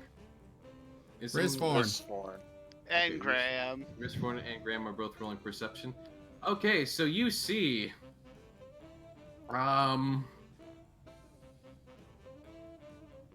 these. No sources. You see these, giant creatures of long necks and huge teeth, just going straight for your ship. Going to chomp into it. There's something strange though that you particularly notice, Rizforn, and that as you've been sailing before, you've seen these creatures before. They generally tend to not be that much of an issue. Occasionally, they might be. These ones are straight up, absolutely aggressively going after your ship, taking giant mouthfuls out of the wood. And they seem to be glowing a sort of strange purple iridescence. Oh, they look like my sword. Whenever I use magic. They absolutely do not seem to be quite natural. I have a arcane sight, so that's like a detect magic. Yeah. I use that. These things are absolutely magical. They're magical. But this is really bad. Yeah, no. These things, Aristorn, you use a witch bolt? Yep. Okay. What does witch bolt do? Ding. Basically connects a lightning bolt between me and them. That I Okay, can cool. just constantly pump.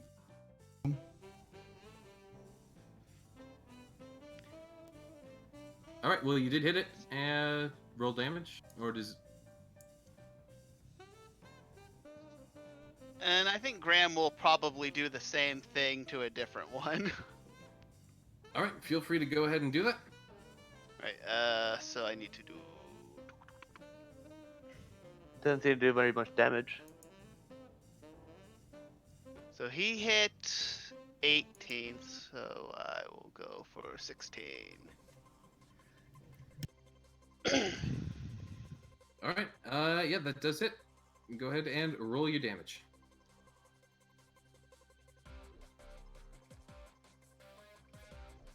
Oh, wow. Oof. I can keep doing it though, so...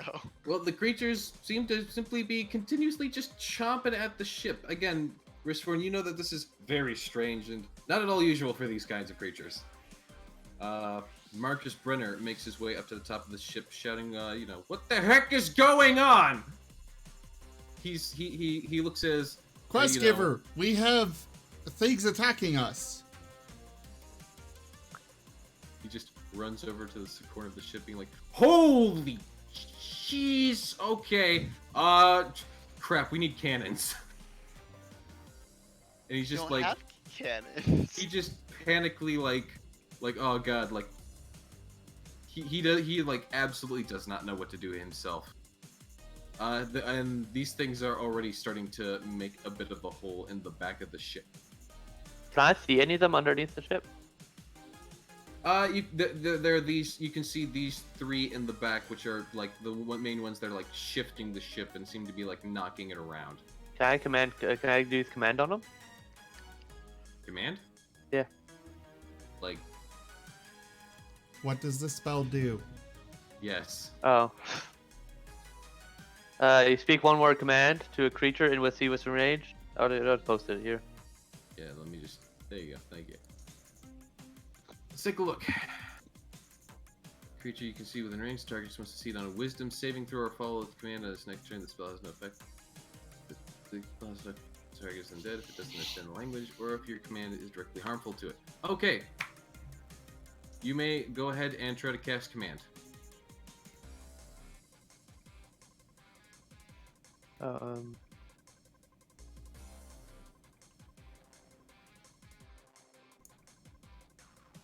It does not work.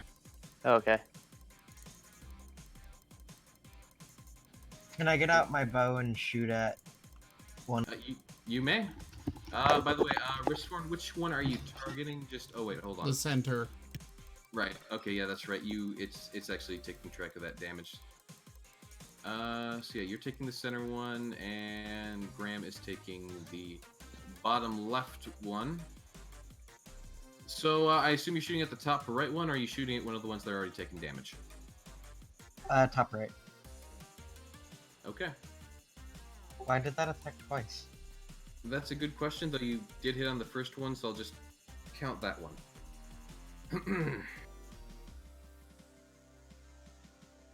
Oh, it's yeah. I don't know why you attacked twice, but you did hit. Like I said, for that one, the one that has like the little button things, you only click that once. Okay.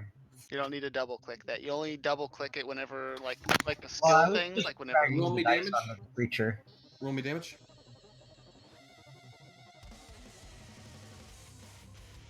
Do you guys see how much health Wait. these things have, by the way? Nope. That was the wrong page. We You can just see see colors. healthy, light, damage, categories. Okay. Gotcha. Oh boy.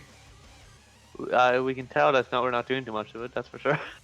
Yeah, no, there's three of these things, and you're not doing that much.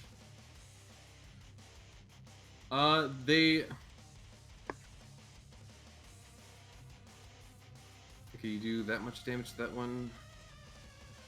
All right, they essentially go for another round of just trying to wreck at the ship, chomping at the bit, as it were. You are given another turn to attack because they can't really, they don't really seem to be concerned about you, and strangely enough, they don't seem to be more or less concerned about the damage they are taking, though they are given sort of like almost forced, painful little screeches. Ooh, 12 damage, ouchie. Sorry, I stepped away. Do I get a turn? Or Oh, I'm sorry. what? Yeah, you can go ahead and take a turn if you Okay. want. Right after. No, you can go ahead right now. So I I was think gonna say you're fine. before this next round. 'cause Yeah. The next round. You basically I'm are. going to wait until 18 goes in for a chomp and then smack it with my glaive if it's within range. How far does your glaive reach? 10 feet. 10 feet. Okay, yeah, I think that's just barely within range. So you can go. You can basically go ahead and like lean over the rail and go like jab it. That's what I'm going for.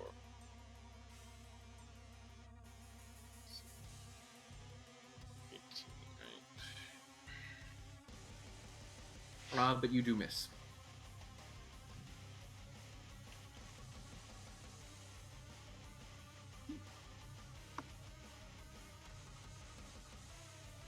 All right, so going back to the other rotation, Ristforn and Graham, you both did your damage. Can you do anything? Can you do any other things, or do you just basically like focus on the Witch Bolt during your turn? That's all we. Okay, Yeah. but that's it's a good constant damage, so that's not that bad. Especially since we don't have to re-roll the attack, we just roll damage. Craig, you can go ahead and do something again, and then Zale, you can go ahead and do something again. Can I cast Ensnaring Strike as I'm shooting my bow? Can you show me what that does? Real quick. Just, drag it into the chat like you did with command. It is not going into chat. Okay, let me just check. Click the little dragon icon and drag it into chat. Yeah, it's not going into chat for some reason. Is it in your abilities? It's under spells level 1 Okay. action. Ensnaring Strike. Bonus action: next time you hit a creature with a weapon attack before the spell ends, a writhing mass of thorny vines appears at the point of impact, and the target must succeed a strength check, throw, or be restrained by the magical vine until the spell ends. A large creature has advantage on the saving throw. So yeah, you can do it, but you may that is acceptable. Yes. Okay. Because it is from the point at which you strike. There doesn't need to be like a ground.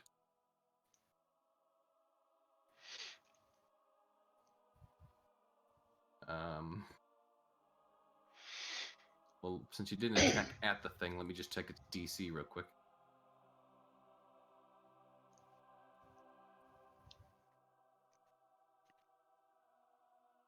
Oh, that actually just barely hits. You can go ahead and roll damage. They don't have a high AC, but they have all the HP in the world. Yep. I'm just really glad these things aren't trying to eat us at the moment. Oh yeah. No, you should be very happy about that, I'm sure. 12 damage there. Okay, I've really got to get stopped. Yeah, me too. Right. No, I got you. Like, right now. Okay. Gotcha. Well, Let's end it there. I can either try and quickly wrap things up, or we can just Okay, let's leave wrap off it up. Just go. Yeah. Okay, so eventually the things actually take the hint and start to, back themselves off, but seem to call out a call for something bigger. Faster.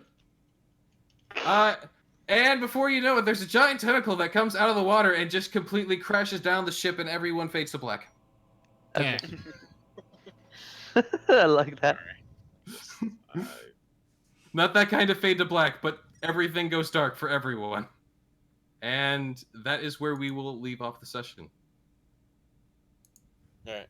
Sorry, I gotta go. Bye. All right, everyone. Thank you all so much for joining us for our first session of Tales of Miraleth, Dungeons and Dragons. We will be back next week with more of this, and I will be streaming again tomorrow. Don't know if I'm doing Diablo 3 or if we're going to try and do the new DLC for Borderlands with Toya, but after that it will be Guild Wars 2. Thank you to my patrons, donators, and subscribers. I could not do this without you guys. Seriously, you're awesome. We had 2 or 3 new subscribers tonight, and you guys have no idea how much I appreciate it. Thank you, Ikrit, for that donation of $20. It goes a long way to helping out. And yeah, thank you all for joining, and I bid you all a very fond adieu. Bye, Good night, stream. guys. Have a good night, everybody. Bye, everyone. Good night.